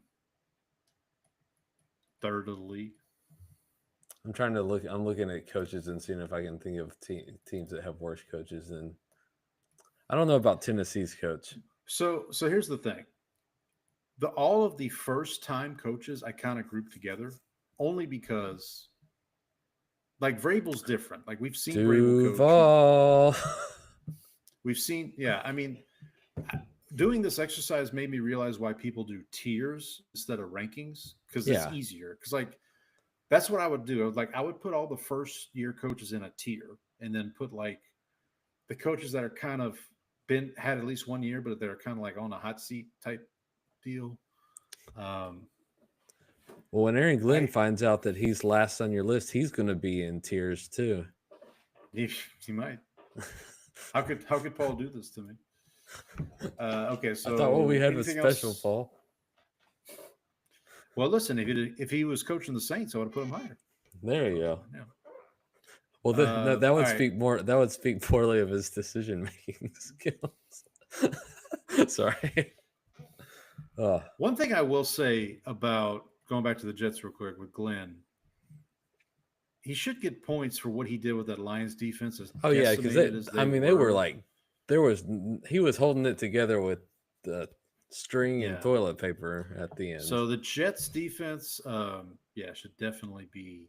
That's a buy low opportunity. Yeah. All right. Anything else on the Dolphins before we go? No, let's move on to the reigning champions of the division. The class of the division. Do you want to go through their offseason? All right, the Buffalo Bills finished 13-4 in 2024 and lost the AFC Championship game. Their over/under this year is 11.5. Offseason moves: they brought in Joey Bosa, Josh Palmer, and re-signed Gregory Rousseau. They lost Kyer Elam, who joined the Cowboys, Mac Hollins, and Amari Cooper. I don't know if you want to actually count that as a loss. He is still languishing in free agency right now. They drafted Maxwell Hairston, who apparently has some. He had a scary injury too, I think. Yeah. Wasn't he? Didn't he get in trouble for something? Am I thinking of? Did I make that up? No, you might be right, but I did see he was also dealing with like a knee issue. Okay. You keep going. I'll look it up. Okay. T.J. Sanders, Landon Jackson, and Deion Walker. Khalil Shakir is currently week to week with a high ankle sprain. They play the AFC North, NFC South, and then their first place schedule will include the Texans, Chiefs, and Eagles. So real quick, Maxwell Hairston was accused of sexual assault. Okay, that's what I thought. But I remembered something popping up with him. He is, he's saying truth's going to. He denies the allegations. Yeah, he denies the allegations, all this stuff. But about a week ago, he suffered a right LCL sprain, but avoided major injury. His ACL, much like your guy, was it Tyler Guyton? Yeah, the ACL was intact, so they're just gonna take it easy with him. By the way, Maxwell Hairston, I believe, was the fastest guy at the combine, right? He was like the 4.2. Yeah, I think so. I remember him being fast. Yeah, he was. I'm going fast. The Bills also right now are dealing with an injury to Khalil Shakir. Yeah, I mentioned that one. Did you mention that? The high ankle sprain, day to day or week to week. My apologies. Yeah. Aren't we all? We're all week to week, I guess. We're all day to day. Okay, so for the Bills, I'm going to get to my wager for the Bills because it's pretty simple. I just put them as winning the Super Bowl. I think it was plus 600, 6-1. Because that's pretty much, no, it's plus 660. What can I get the Bills to finish fourth in the AFC East? That's a good question, actually. Based on the Paul curse. Yeah, on the jinx here. Let me just pull it up on Rebet real quick. Bills. You can get under 11.5 at plus 144. You can get fourth place in division at 30-1. And then, yeah. Ooh, 30-1. That's some sweet action. But yeah, so look, I think. I mean, am I off Don't base tell here? me. You're gambling again, aren't you? We are, Newman. We are indeed. But am I off base here? Is it Super Bowl or bust for this team? I mean, it has to be. Like at this point, right? Like there's no.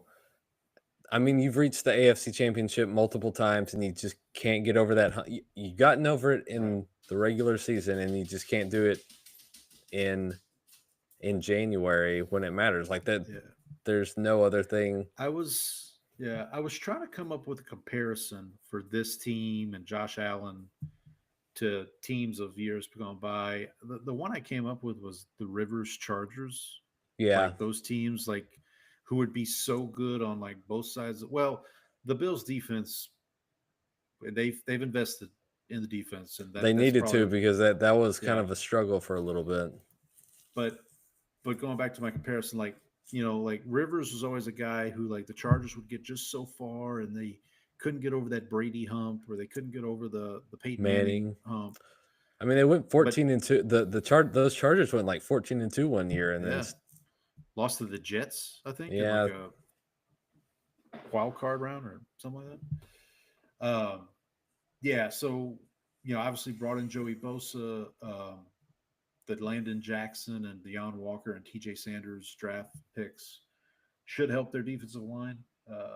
Should being the operative word there. This James Cook contract stuff, I don't know how big a deal it is. It's a deal. I mean, he's not practicing right now, but Yeah, what ends up like? How long does he end up holding out, and maybe does he take something Yeah. like the Kyron Williams deal or something? Yeah. I mean, well, yeah, maybe that's what he was waiting. That was the domino they were waiting for. It was like, hey, We give need a us something to set baseline, the market. We need to right? set the market. But yeah, so if he's back, and then they also have Ray Davis, who they drafted out of Kentucky last year or the year before. From a receiver standpoint, I mean, obviously Ray Davis, not the owner of the Texas Rangers. Ray Davis. No, not that Ray Davis. I think we played this game already, but do you know who the backup quarterback is for the Buffalo Bills? Hold on. I feel like I did know this. I think we talked. I thought we talked. Is about it? it a couple weeks ago. It's because it's not Tim Boyle because he's in Tennessee. No, I told you. I told Dem you. Boyz in Tennessee. Is it a former Titan? No, it's a former Bear. Former First round Bear. Bear. Drafted ahead of Mahomes. Oh, oh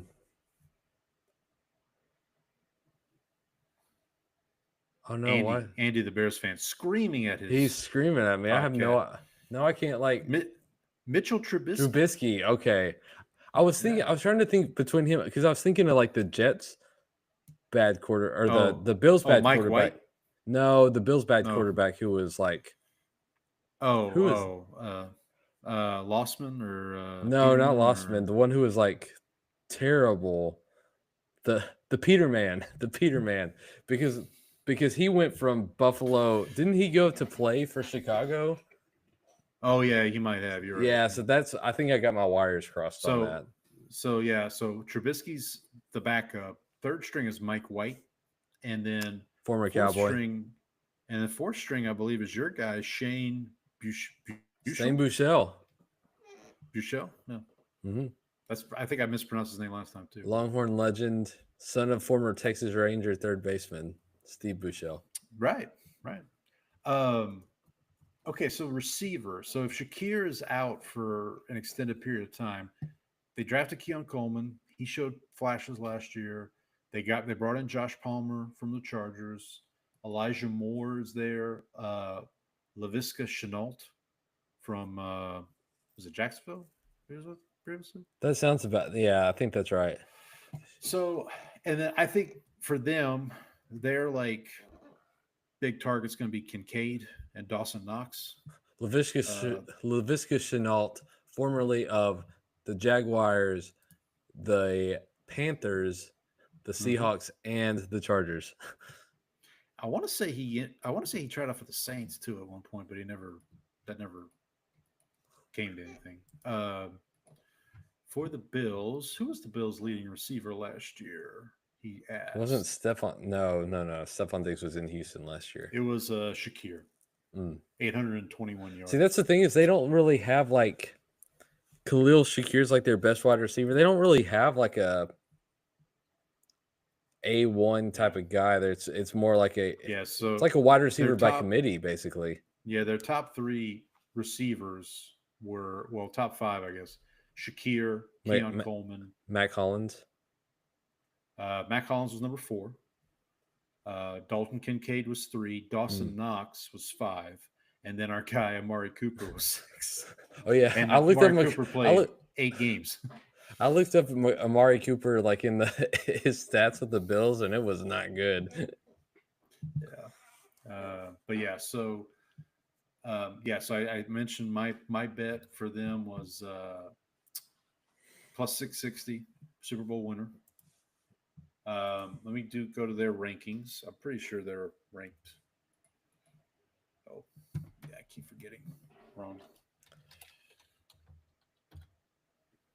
Okay, so I have all 3 of their components are in the top 10. So from a team perspective, I have them number 3.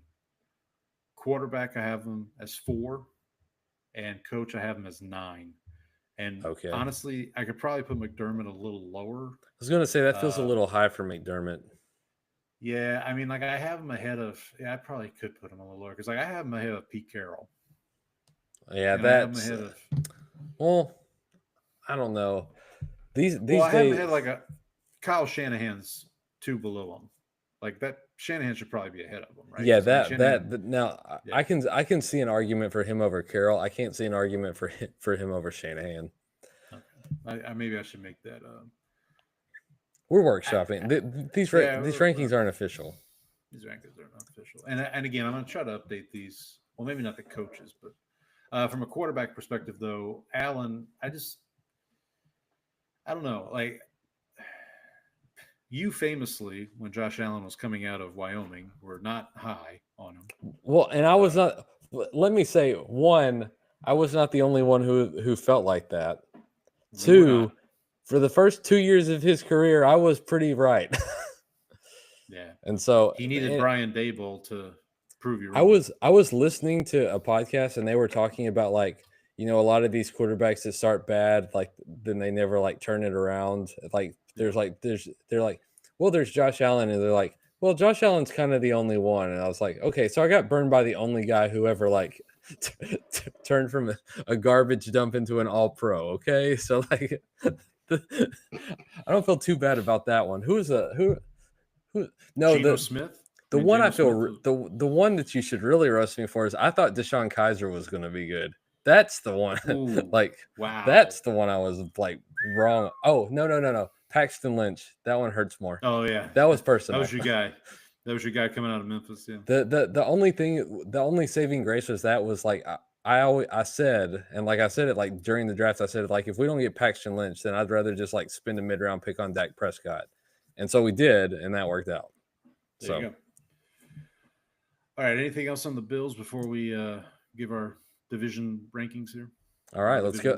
I think we're ready. Let's reveal All the right. So, rankings so here. here's how I'd like to do it. Okay. We'll start at the bottom. So we'll go 4-1. We'll give the team and then the record. So who do you have at number 4? I have the Jets finishing 4-13. Okay. I do not have the Jets. I have the Dolphins finishing 5-12. Ooh, you're buying into the Aaron Glenn. Yeah. My 32nd ranked coach. I was gonna say if you're gonna buy into him, you might want to rank him a little higher. Yeah, that's true. Third place. Who do you have in third place? I've got Miami going 7-10. So I have the Jets in third place going 7-10. Okay. I'm guessing our 2-1 are the same. I'm guessing so. What do you have? What do you have the record for New England? So New England in second place, I have them 10-7. Yep, me too. And I have them being the 7th seed, the wild card. I haven't finished all my games yet. So I don't have their standings in the. We'll say playoff. We'll do that later. Yeah. All right, that's fine. All right, so we both have the Patriots at 10-7, second Correct. place. And then what about the Bills? I have them going 14-3. So I have them going 13-4. Yeah, and I can I feel like there's probably somewhere in there that I could like knock off a game because like I said, I still haven't finished going through all these. So there may be something where I see like someone else's schedule and end up taking but 13-4, 14-3 feels like they feel a comfortable over to me, like that 11.5. Yeah. If again with barring injury, I mean, right. If something happens to Allen, then all bets are off. Yeah, that's the famous Peyton Manning quote. Right. Or I guess it was technically a Tom Moore quote about Peyton Manning where he said, why don't you practice, with your second team? And he said, if Peyton gets hurt, we're effed, and we don't practice effed. Right. That's right. All right. So one division down. Let's go to your division, the NFC East here. Again, we'll start at the bottom, work our way up. So we'll start with the New York Football Giants, who last season was not a banner year for the Giants by any means. They finished 3-14. Their over-under this year's 5.5. They went out in the offseason and signed 2 quarterbacks, Russell Wilson and Jameis Winston. They also signed from the Saints Paulson Adebo, who's coming off a leg injury. And then they signed Javon Holland from the Dolphins. Mentioned him leaving the Dolphins. As far as departures go, they lost Azeez Ojulari, edge rusher. They lost safety Jason Pinnock. And they lost corner Adoree Jackson.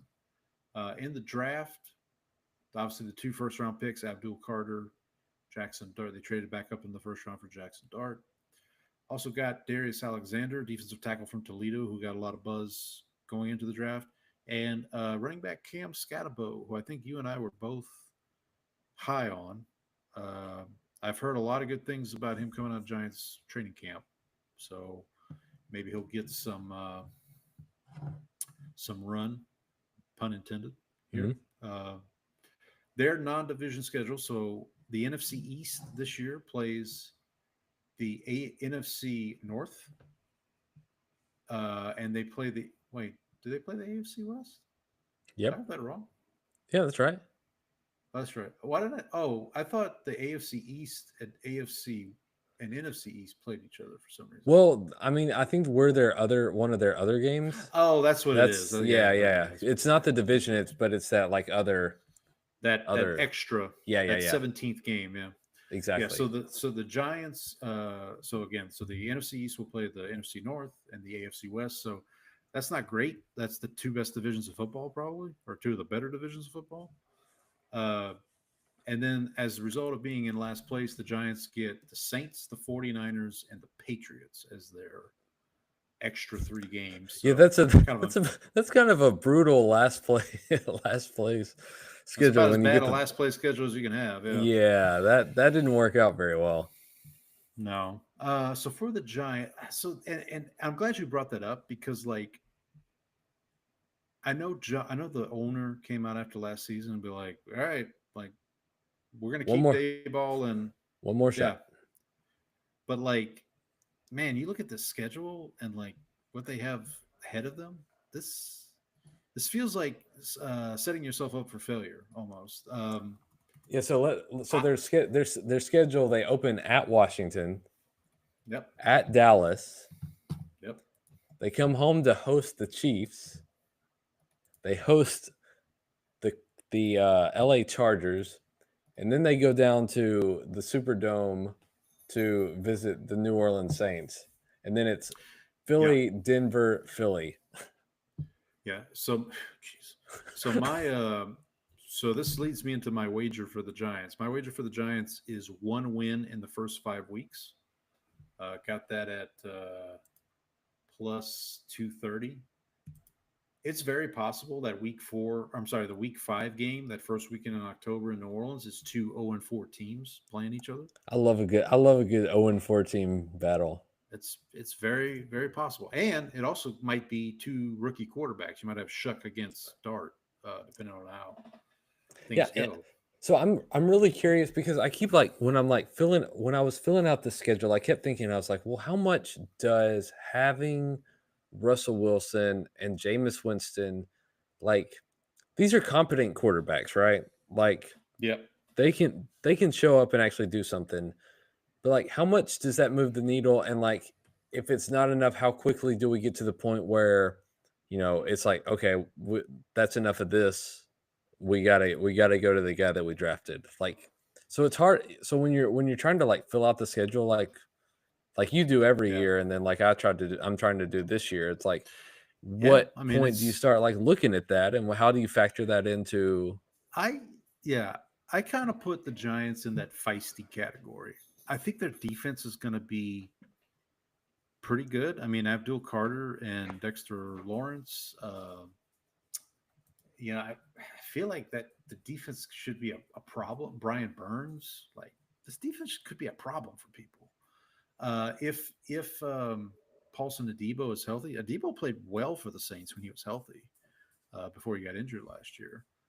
Deontay Banks, who they drafted out of Maryland,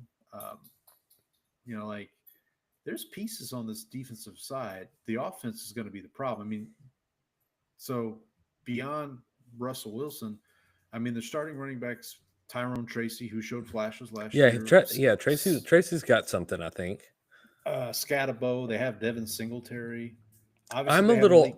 I think I'm a little lower on Scatterbo than a lot of people going in, just because Okay.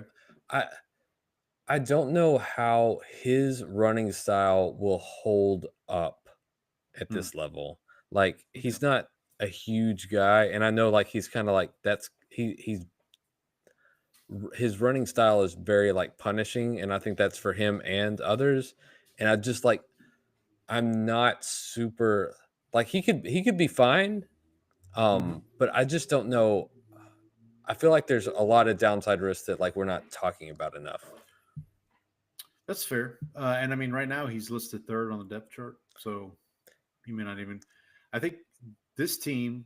He's supposed to be more of the receiving back, so I think he's going to get a Right. lot more work like when Third they're down. down, which is going to catching Oh, yeah. passes out of the backfield, which should be pretty often.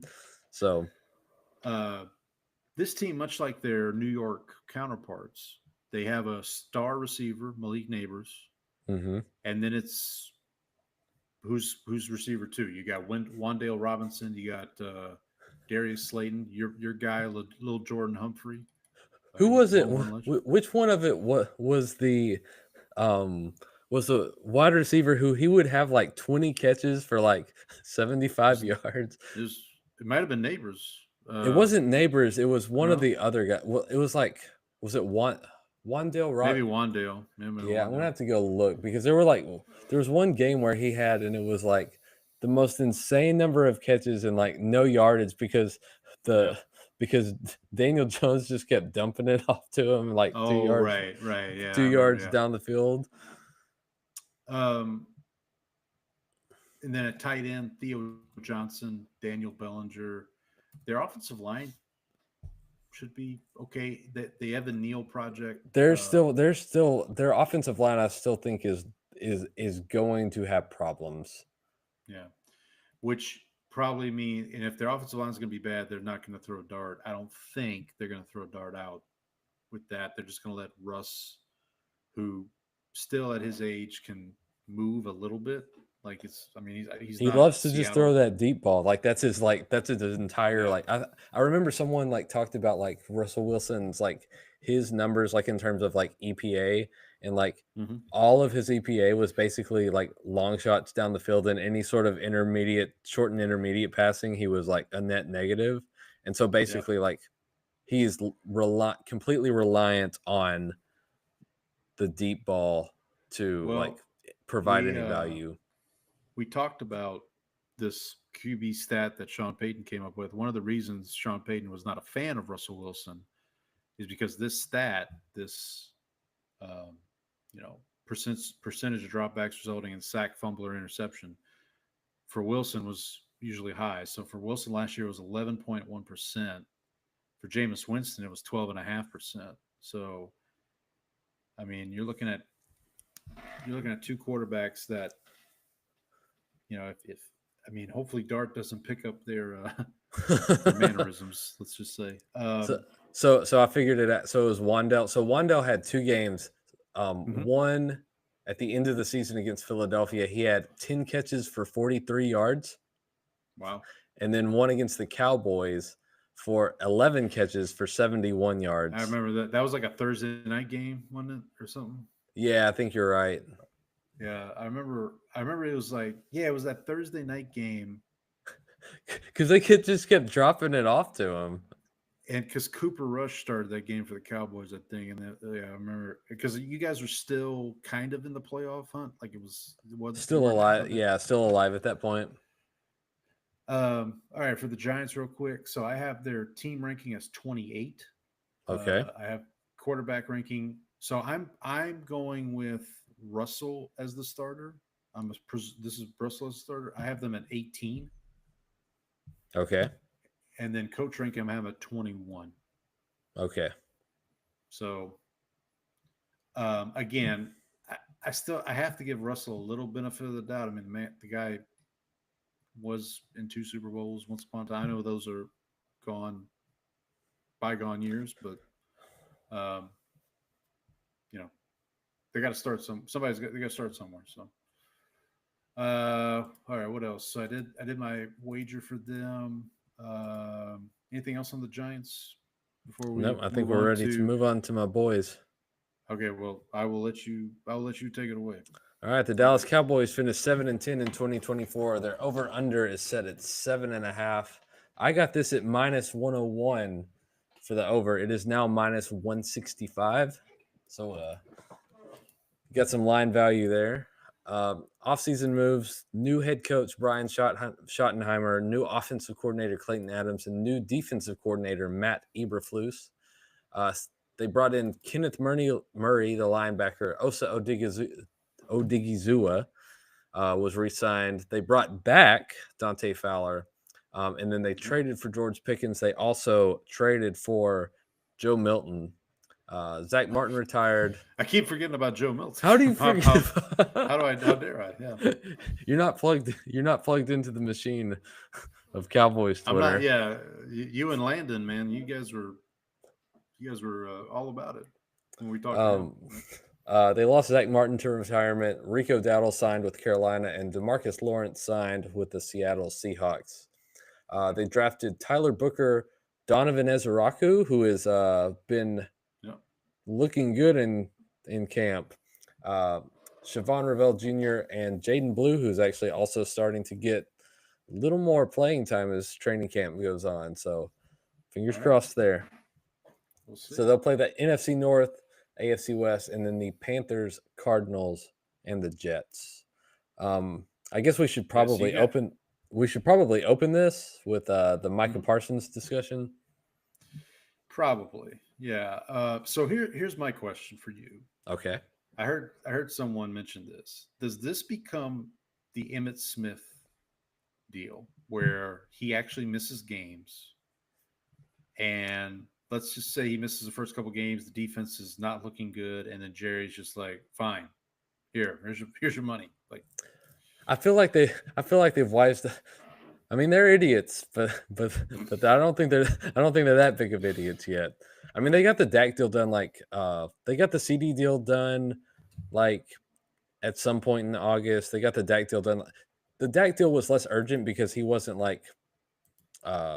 holding out. Like, he would have gone in, and then his next year would have been the big problem. So they got that deal done the day the game started, week 1. Sunday morning. It was right before. It was the contract's finished finally. You can't wait till Sunday of week 1 to get Micah done. No, this one Thursday. Yeah. No, this one can't. This one you can't be doing that. It'll get done. I will say one of my favorite parts of this is people putting together their fake trade proposals, and then there's not as. I was going to ask you, what? There's not a single first round pick included in the package, and you're just I don't know what you think you're getting away with here, buddy. Well, it's like that meme where he's the guy saying you receive X and I receive Y, and it's basically I receive all the gold in Fort Knox, and you receive this handkerchief. It's right. You receive a pat on the back, or something like that. You okay? Yeah. My cat's going in for surgery tomorrow. He's stopped by to say hi. So he's trying to talk you out of it. Yeah, apparently he's fasting for surgery, and I think he's trying to tell me that he's got to eat before surgery because he needs his strength. He needs his strength. Right? Yeah. You got to eat. Okay, so I'm sure you've seen this, but when Khalil Mack was traded from Oakland to Chicago, Bears gave up 2 firsts, 1 third, and a 6th, and got back in return Khalil Mack, 2nd-round pick, and a conditional 5th. Yeah, and I think Khalil Mack was a little older at that point too. I think he was 27. He was 27. Mike is 26. Okay. So, all the trades I've heard, the fake trades have been the Cowboys would get a player back and at least 2 firsts. Yes. Which seems reasonable. If it doesn't start with 2 firsts, get away. What are we doing here? Yeah. Yeah, I mean, Saints Twitter's been like, "Oh, should we trade for Micah?" It's like, no. Why- I mean, don't get me wrong, Micah's a great player, but what are we gonna do with? Yeah. He's gonna be like that Camaro under the shitty. Oh yeah, awning. with the with the terrible Yeah. house. But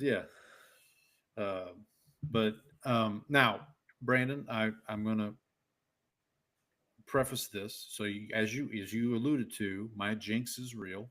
Mm-hmm. So what I did for you, since I value our friendship, Eagles 17-0. No, I took the Cowboys under 7.5 wins at plus 133. Okay. That's my wager. Now, when we get to the predictions later, I'm going to contradict that. You're going against it. But so I'm kind of hedging a bet there a little bit. Would you like to know my rankings for the Cowboys? All right, let's hear them. So from a team perspective, I have you at 16. So you're right in that meaty part of the curve. Not showing off. Not showing off. Quarterback ranking, I have Dak 6th. Okay. That's actually okay. I can live with that. I mean, felt right to me. I don't know. Yeah. Now that obviously is assuming that he stays healthy, but, right? You know. And then from a coach ranking, apologies, I have Schottenheimer 31st. Yeah, and that I can get because like he's a first time head coach and like I will say so honestly, I think I had him 32nd at first, and then I was like, poor Aaron Glenn. Well, and then I was like, I'll give him the benefit of the doubt because at least he's staying in the same system. Glenn's got to like start over with so I don't know. We don't know how official any of these rankings are. And this is one of the things like Landon and I talked about this is like both of us like had similar reactions when the hiring was made and how the process was done.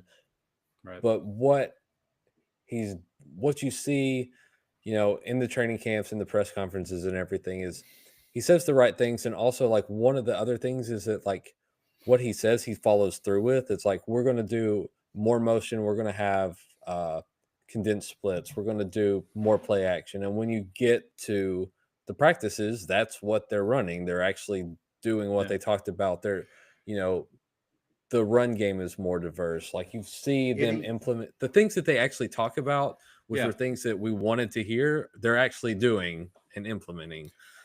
Any concern about the fights? And didn't he have to like make them run laps or something? Yeah. So they wanted to have a physical practices during training camp, which I think is probably why they've had like a decent amount of injuries kind of piling up. But he said like, we want to be physical, but you got to have a limit here. We need to know when to turn it off because you can't be getting 15-yard penalties. Like it's good to show fight, but you got to know when to stop.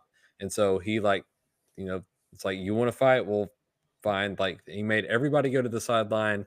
And then he also made the coaches run with the players because he said, the coaches also need to be able to stop their players from going over the line. You're accountable to like the people that you're coaching. So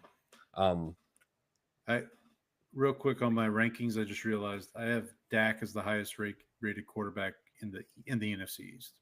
Okay, that's what I like to hear. Paul, you're saying you I feel bad because I don't want to jinx Dak, but maybe I should put Joe Milton ahead. Oh, there we go. No, I like this idea.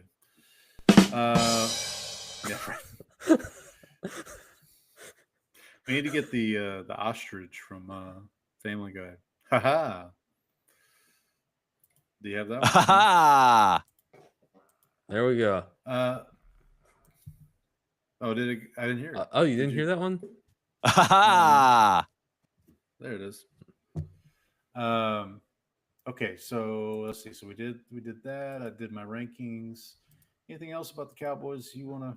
I'm kind of giving you the floor here because I think I kind of talked about what we needed to talk about this week. Anything quirky with their? How do you feel about the running back room? You talked about Jaden Blue. There was one more thing because like a few weeks ago you brought up that Lael Collins had been. Oh yeah. But he is now back with the Cowboys. I saw that. Yeah. So that just happened today. I knew there was something else that like I had on the He's news list. he's listed as the backup right tackle Hmm. on this depth chart I'm seeing. From a schedule perspective, so obviously we know first game of the year at Philadelphia, home Giants, at Chicago, home Green Bay, at the Jets. That's manageable, but I would say, and we talked about this when the schedule was released, after your bye week, man, it is rough. You've got at Vegas on a Monday night, home Philly, home Kansas City on Thanksgiving, which will probably be the most watched Thanksgiving Day game ever, I would imagine. Yep. At Detroit the following Thursday, home Minnesota, home Chargers, at Washington on Christmas, and then you close out the year at the Giants. That's brutal, man. I mean, that's So my you're hope is looking that those you're playing Giants, 6 playoff teams from last year. In those a row. Giants and Vikings games, I'm hoping are like are softer than they look right now, like going Right. into the season, Right. because you've got McCarthy, you've got, and It then could you've got be. the Lions situation, which is like that's going to be a question going. Like that's one of the things that's like one of the unknowns that we have going into the season Right. because they lost both their coordinators, and so like how well do they replace those guys, right?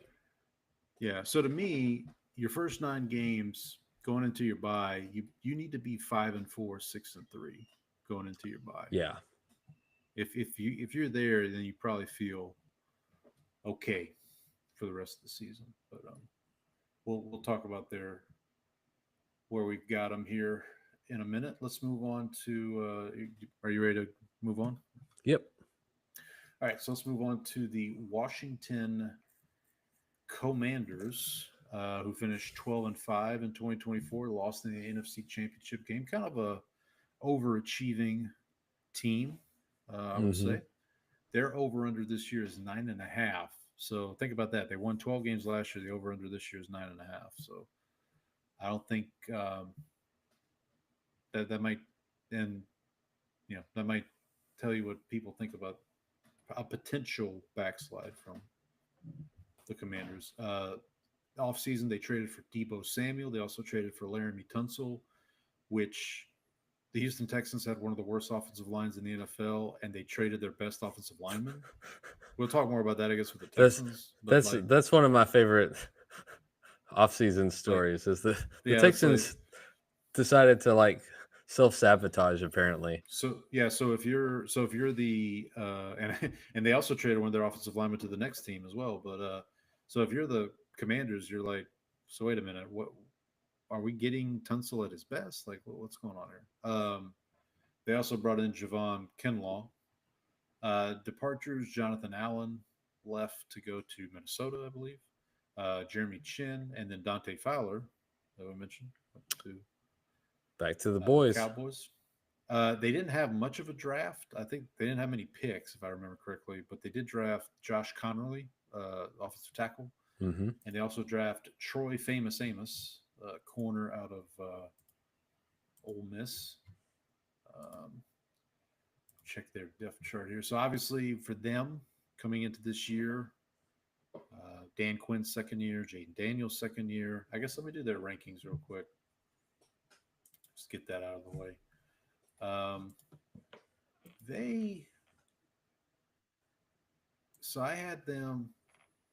I have from a team ranking perspective, I have them 8th, which I might be a little high, but I got to give them a little bit of respect since they, after what they did last year. From a QB perspective, I have them 11th, and coach ranking, I have them 12th. So, former Cowboy defensive coordinator Dan Quinn with them. I mentioned this to you last week, I think. Their wager I made for them, I got them missing the playoffs at plus 129, which... Oh, nice. That felt like, so I felt pretty good about that number, locking that in. But from a perspective here, like we've talked about Daniels having a sophomore slump potentially. Mm-hmm. Debo has not garnered a lot of um, encouragement, I would say, based on what we've seen coming out of their training camp. We talked about Tunsil a minute ago. Like, they do have still Brian Robinson Jr., Austin Eckler. That's their kind of their running back field. The Terry McLaurin thing. I'm going to be honest. The McLaurin thing sounds almost worse than the Micah thing. Oh, that one seems pretty like the Micah thing is like very clearly like I'm putting this trade request out there because to try to make this deal go faster. The McLaurin thing seems like he wants to be paid like was it Debo, and then but also Washington is like no. Right. Because I mean, they have Debo, Noah Brown. You know who else is in the wide receiver room there in Washington? Cowboy legend Michael Gallup. Oh yeah, that's right. Also, Luke McCaffrey. Is Noah Brown still there? Or did he move on? Noah Brown is still there. Okay. Noah Brown is Jacoby Jones. Wait, is it Jacoby Jones? That's like I thought didn't he pass away? Well, this is a different one, obviously. This is a rookie from Central Florida. Okay. So, no. Rest in peace, Jacoby Jones. To the late great, to the late great Jacoby Jones. On defense, they have a couple of former Saints now. Obviously, Marshawn Lattimore they traded for. Will Harris, I guess I should have mentioned him as an addition. Coming over from the Saints. See, Marshawn Lattimore is like the kind of player that I wish the Saints would do deals with the Eagles with, like trade the guys who are pretty washed up. No, to my opponents. No, we send them Zach Bond. Yeah. I know. I don't know what to do with this guy. Here, you take it. Listen to here's their three linebackers for the Washington Commanders. Frankie Louvu, who was famously the guy that kept jumping over the over the pile. Their other two linebackers are Bobby Wagner and Von Miller. 5 years ago, this would have been awesome. Yeah. Like, this defense would have been. Let's get some washed up guys. Their defensive line should be pretty good. Deron Payne, Dorrance Armstrong. Also former Dorrance Armstrong, also former Cowboy. Lattimore, I think I read somewhere, Lattimore says he feels healthy now, like he wasn't fully healthy last year, which, okay. Well, he certainly played like he wasn't fully healthy last year. Yeah, I mean, that's maybe something you say when you get traded somewhere and it doesn't go the right way. But when you were really bad last year, I was playing hurt. Right. Their schedule, let's take a look at their schedule here. So they open Giants. I mentioned this in passing a couple weeks ago. I wouldn't be shocked if the Giants beat the Commanders week 1. I can see that happening, especially with the quarterback situation, like if Russell Wilson's playing. Right. Then they have a quick turnaround on Thursday. They go to Green Bay. So week 2, they're the first game of week 2 at Green Bay. Come back, host the Raiders, go to Atlanta, go to the Chargers. Come back, host the Bears in a rematch of the Hail Mary game from last year. That's a Monday night game this year. And then back-to-back, they go at Dallas and then at Kansas City on a Monday night. And then they have 3 home games. Well, we mentioned, they have the kind of the 4 home games in a row with a bye week. But one of those games is against Miami. And, who's the home game there? No. What Miami is the home team in the. Okay, ESPN just has it listed odd. That's why I was okay. But yeah, because it's like Seattle at Washington, Detroit at Washington, Washington at Miami, Denver at Washington. Okay. Yeah, so they host Seattle, Detroit, go to Spain, play the Dolphins, have a bye week, and then host on a Sunday night game the Broncos, which it should be a pretty good game. Broncos, Commanders. And then they finish out the year. Their last 5 games are at Minnesota, at the Giants, home Philly, home Dallas, at Philly. Aside from that, and even that Giants game, that's tricky, man. You got all of your division opponents at the end of the season and Phillies, you got to double up 2 and 3 weeks. So I'm not high on this team. Yeah, and one of the things that we should point out is like we make so much of like they reached the the conference championship game, but like their first game they were trailing 17-13 in the fourth quarter, and then Baker Mayfield fumbles a snap and the Commanders recover it. Yeah. Yeah, and they end up kicking a field. They score there, but then like Tampa Bay eventually ties it back at 20, and then they're able to kick a field goal as time expires to win that first game, and then they get to play a Detroit team who's like decimated by injury at that point. And it was just kind of running on fumes. And Detroit did not help themselves. No, they like continually. Well, Goff like had an awful game in that one too, didn't he? Wasn't he like horrendous? And so like they kind of like had.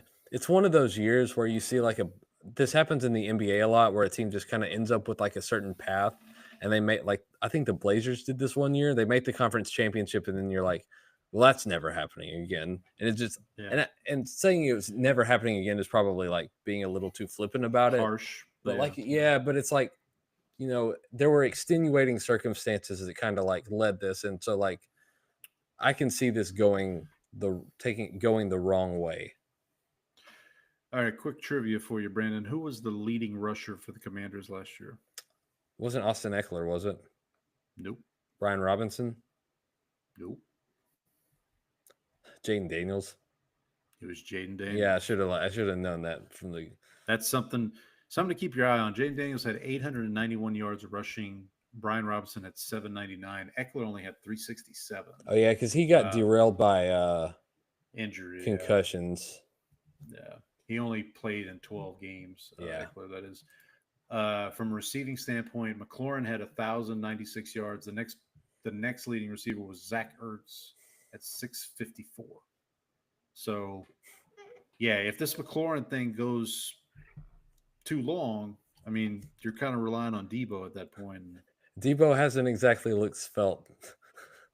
Yeah, so my advice to them would be try to get that done sooner rather than later.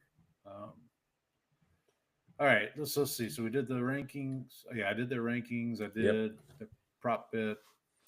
I guess we'll move on to the last team for our preview here this evening. Last in my heart. You want me to do this one, or you? Yes. Yeah. I don't want to talk about this team. All right, fair enough. I'm gonna. Nah. The reigning and defending Super Bowl champion Philadelphia Eagles, 14-3. We'll remind everyone they were facing 1-2 in the Superdome, and the Saints just couldn't close the door. And then, well, it sucks. We know what happened after that. It Eagles sucks. won the Super Bowl. Their over/under this year is 11.5, just like the Bills, right? Bills was 11.5. Offseason move. They obviously lost their offensive coordinator Kellen Moore, who is now the head coach of my Saints. They also lost a couple staff members to the Saints. TJ Paganetti springs to mind, who was their, I believe he was the run game coordinator. Paganetti. They did re-sign Lane Johnson. They also signed former Saint Zach Bond, who could not get on the field in New Orleans and is now first-team All-Pro and ranked like top 5 linebacker in the NFL. So go figure. They did also trade for Kenyon Green, as we mentioned. That was the other Texans offensive line trade into this division. Yep. They did lose Milton Williams. We talked about Milton Williams going to the Patriots. Josh Sweat, I believe, is with the Cardinals now. And then Mekhi Becton also departed from. He made his money for sure after his kind of comeback season with them. In the draft, they had another kind of steal in the first round with Jahad Campbell. Campbell, I believe, is on the PUP list right now. I think he's dealing with a shoulder injury. Yeah, wasn't that something that like kind of one of the reasons he fell so far was like there were medical red flags there. Medical stuff going on. Just give me a second. I'm pulling up there. Pulling this up here. Jahad Campbell, your guy from UT. I know this hurts you, but Andrew Makuba, safety. And they also drafted Kyle McCord, who quarterback, from Syracuse, formerly of the Ohio State University. And then today they finalized the trade with the Raiders for cornerback Jacorian Bennett. I guess I should also mention they traded C.J. Gardner-Johnson in that trade for Kenyon Green. C.J. To the Texans, goes back to Houston, and he's had some comments this offseason about his feelings about leaving Philadelphia. They weren't kind. But that's a shame. He won a Super Bowl, so I mean. Well, I love anybody trashing the Eagles on the way out. I know you do. So as a result of them winning, obviously being first place in the division, their 3 extra games this year are the Buccaneers, the Rams, and the Bills. So let's talk a little bit about their schedule here.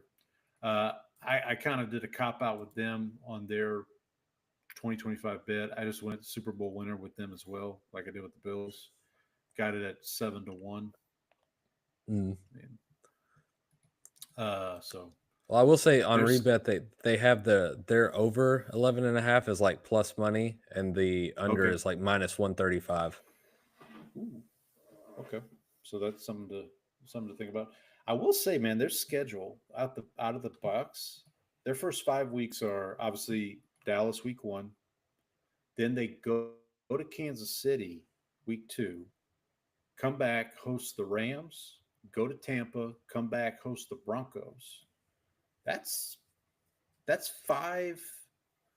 I mean, Dallas wasn't a playoff team last year, but I mean, listen, that's we were a playoff team the year before, right? So, but the other 4 teams, I mean, the Rams almost beat them in Philadelphia.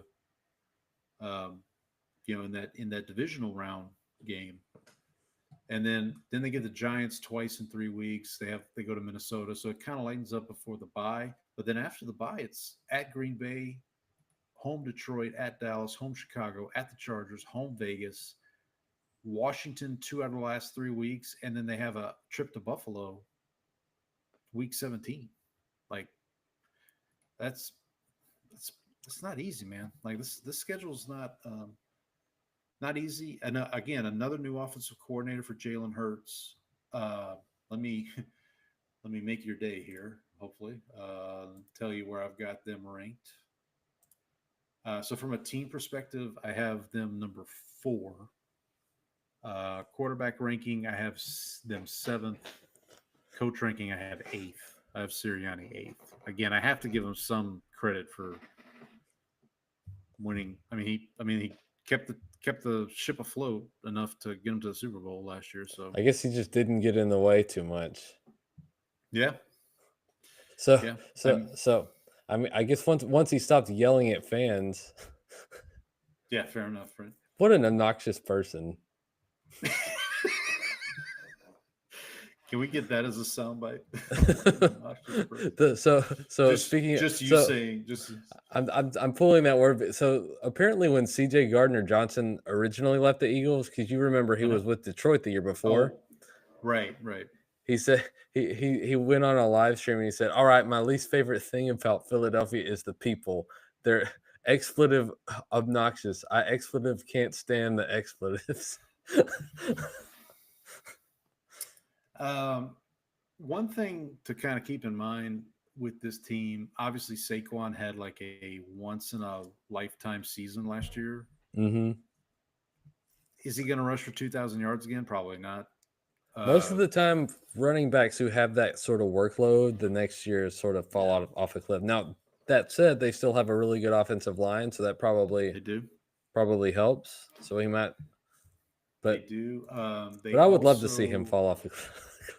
Well, they also brought in A.J. Dillon from the Packers. They have Will Shipley. They've got some running backs who can maybe take that load off of Barkley a little bit. Receiver, A.J. Brown, Devontae Smith, Jahan Dotson. That's still there. Dallas Goedert still a tight end. That's again new new offensive coordinator who I can't remember who it is off the top of my head, but replacing Kellen Moore. Who is it? Kevin Patullo. And then Vic Fangio is obviously back as defensive coordinator. So, would it shock me if the Eagles got back to the Super Bowl? No. Would it shock me if the Eagles missed the playoffs? No. Like, again, their schedules. It's a pretty tough schedule. We didn't the NFC East schedule is not like for everybody. It's like pretty brutal. Well, yeah, because you're playing the NFC North and the AFC West. You're playing, and we have to play the NFC East, which is obviously it's right. not. Obviously, it's not like the NFC South over here, Paul. We'll talk about that in a couple weeks. All right. Do you want to say anything about the Eagles? Troy, you want to say anything nice about the Eagles? No. I didn't think so. Hold on. Where's the bleep button on here? Oh wait. Where's my Here's what I have to say about the Eagles. Well, it sucks. That's what I think about them. I didn't hear it. What was it? Oh. Well, it sucks. It's just Frank saying it sucks. Oh, okay. So. Fair enough. All right. You want to do our NFC East division predictions? Yeah. We'll go from the bottom to the top. I'm going to guess we have the same team at the bottom. I'm guessing so too. Is it the New York Football Giants? It is, and I have them finishing with the same record as their New York counterparts, their AFC counterparts, the Jets, 4-13. Okay. So I have them a little better than that. I have them 6-11. Ooh, dangerous. All right, now it gets interesting. Yep. Who do you have finishing third? I have Washington. So do I. 7-10. I have them 8-9. Okay. So that means I'm assuming you've got Dallas second. I do. So I also and like I said, I'm contradicting my under 7.5 pick here. So I have Dallas and Philly with the same record. I have Philly one game better than Dallas. I don't have like the tiebreakers figured out here. So yeah, I have Dallas 10-7. Oh, so I have Dallas 10-7. I have Philly 11-6. Okay. So we're in the ballpark though. Like we're we're not too far off. So there is, you talk about tiebreakers. We'll talk about this when we get to the playoff predictions later. Uh-huh.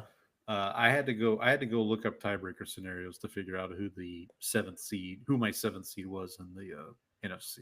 I'll just tease that for down the road. But okay, so we agree. So NFC East, we agree on the order. Our records are a little mixed, but mostly within reason, within margin of error. Within margin of error, sure. Okay, so and I mentioned this with my rankings. I think I'm going to do the team rank. I'm going to try to do the team rankings every week. Okay.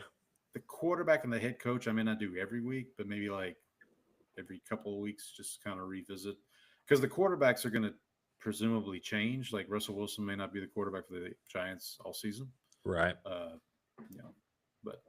all right. So we've got so far. If we're keeping score on division winner, so we both have the Bills winning the AFC East. Mm-hmm. You haven't figured out your tiebreaker yet. I need to figure out the tiebreaker there. So I have the Eagles winning the NFC East, but I have the Cowboys. I'm guessing you have them splitting head to head. Yeah, so I have them splitting with Dallas. I know that much. I think I had them splitting with Washington too. So there's going to be some funny business going on there. Yeah. Yeah, so it may come down to like divisional record. Yeah. Okay. So next week we will be previewing the AFC and NFC North divisions, the Kings of the North, as it were. those are going to be interesting. I think now did they play each other? There's two. Yeah, they play each other. AFC North, NFC North play each other. So we will actually talk about the AFC East a little bit next week because the AFC North plays the AFC East and the NFC North plays the NFC East. So we will have a little bit of crossover there, but not too much since we kind of talked about it here. So that's our predictions. Sure to go wrong for the AFC and NFC East. Brandon, you got anything else before we sign off? Yeah, I've got one question for you. Is that a jersey over the back of your chair? Yeah, that's my my Astros SFA jersey. Okay, because it looked it looked blue, and I was like, what? So I was trying to figure out. So I tried to show it off last week, but you wore it last week on the show. Yeah, so you got Astros. You can kind of see that. You've got the SFA crest here on the side. And then on the back, we got Jax 23. As we know, your name is Paul Jax. Of course, yeah. Changed it legally, as prescribed. But yeah, no, that was what I got at the Astros game. I went to the Astros game, and all I got was this jersey. All right, well, that's it for this week. We'll see everybody next week. Again, we'll preview the AFC, NFC North. We'll probably talk about the preseason games. I would imagine maybe sprinkle a little in there. Yeah, the Cowboys play Saturday. Saints are the last game of the weekend on Sunday. 3 o'clock Sunday afternoon, I believe, on NFL Network. Yep. Can you imagine if they had an NFC and AFC network? Oh gosh. Well, they do. It's called Fox and CBS. That's true. Well, not as much as it used to be, but yeah. Oh, by the way, real quick before we go, what do you think of the ESPN buying the NFL Network or purchasing it or whatever? Feels like something's going to go wrong. There's going to be some funny business. Well, I mean, Rich Eisen announced maybe last week, his show is going to ESPN Plus. Okay. He's still obviously going to work for NFL Network and do the Sunday pregame show and all that stuff. Well, isn't ESPN Plus like making like a new jacked up like super membership? There's like $30 probably a month too. Because like right now you can watch Rich Eisen's show free on the Roku channel. I don't know if that's going to be say goodbye to that, buddy. Yeah, I don't know if that's going to be the case once. So I know like with McAfee's show, when McAfee went to ESPN, they kept the YouTube side. Like you can watch it on YouTube. I don't know if that's going to be the case with Rich Eisen's show. I hope it is because I like Rich Eisen's show. I try to. I may not watch it every day, but I at least watch the clips on YouTube every day. Rich Eisen did say he's going to start a podcast called This Was Sports Center, where he interviews former Sports Center anchors that he worked with in his time at ESPN. So might be cool. Obviously, that's how Rich got to start, or kind of how he got to start. So, but yeah, I just found that interesting. And then I guess the NFL is going to have like a 10% stake in ESPN. I thought it was the other way around. Yeah, you're right. ESPN's going to have a 10% stake in the NFL. The NFL will get a 10% ownership stake in ESPN. Okay, there you go. So I'm sure that will have no effect on which way did I say it? I don't remember. I think you said it right. Okay. So I'm sure this will have no bearing whatsoever on how ESPN covers the NFL. See, that's my big concern there. Yeah. Can we at least get good analysis now? I mean, I don't know if you saw Shannon Sharp is no longer with ESPN. Well, that's a shame. Can we get rid? Now we need to get rid of Stephen A. Smith. Well, I mean, he's going to run for president, so thank goodness. Yeah. That'll at least save That'll at least save me from some bad. Man, why did sports ESPN's 30 years from now? It's like, what happened to ESPN's analysis? Why did it get so much better? Well, Stephen A. Smith ran for president. And, President Smith. Oh, he's kind of like a walking Jackie Childs. Like he's kind of that. He's got that Jackie outrageous. Childs. You know, what is that? What is the crab rangoon preposterous things of that nature? It's a. Paul, you're gone dark on me. Yeah, my monitors are quitting on me. That must mean it's time to go. That's a sign. That's a good sign. Stephen A. Smith's trying to shut me up. Yeah. All right, they're trying to silence us, Jerry. We'll talk to everybody next week. Get ready to preview the Kings of the North. Hope everybody enjoys the preseason football this weekend. Until next week, happy football. Everybody. Happy football.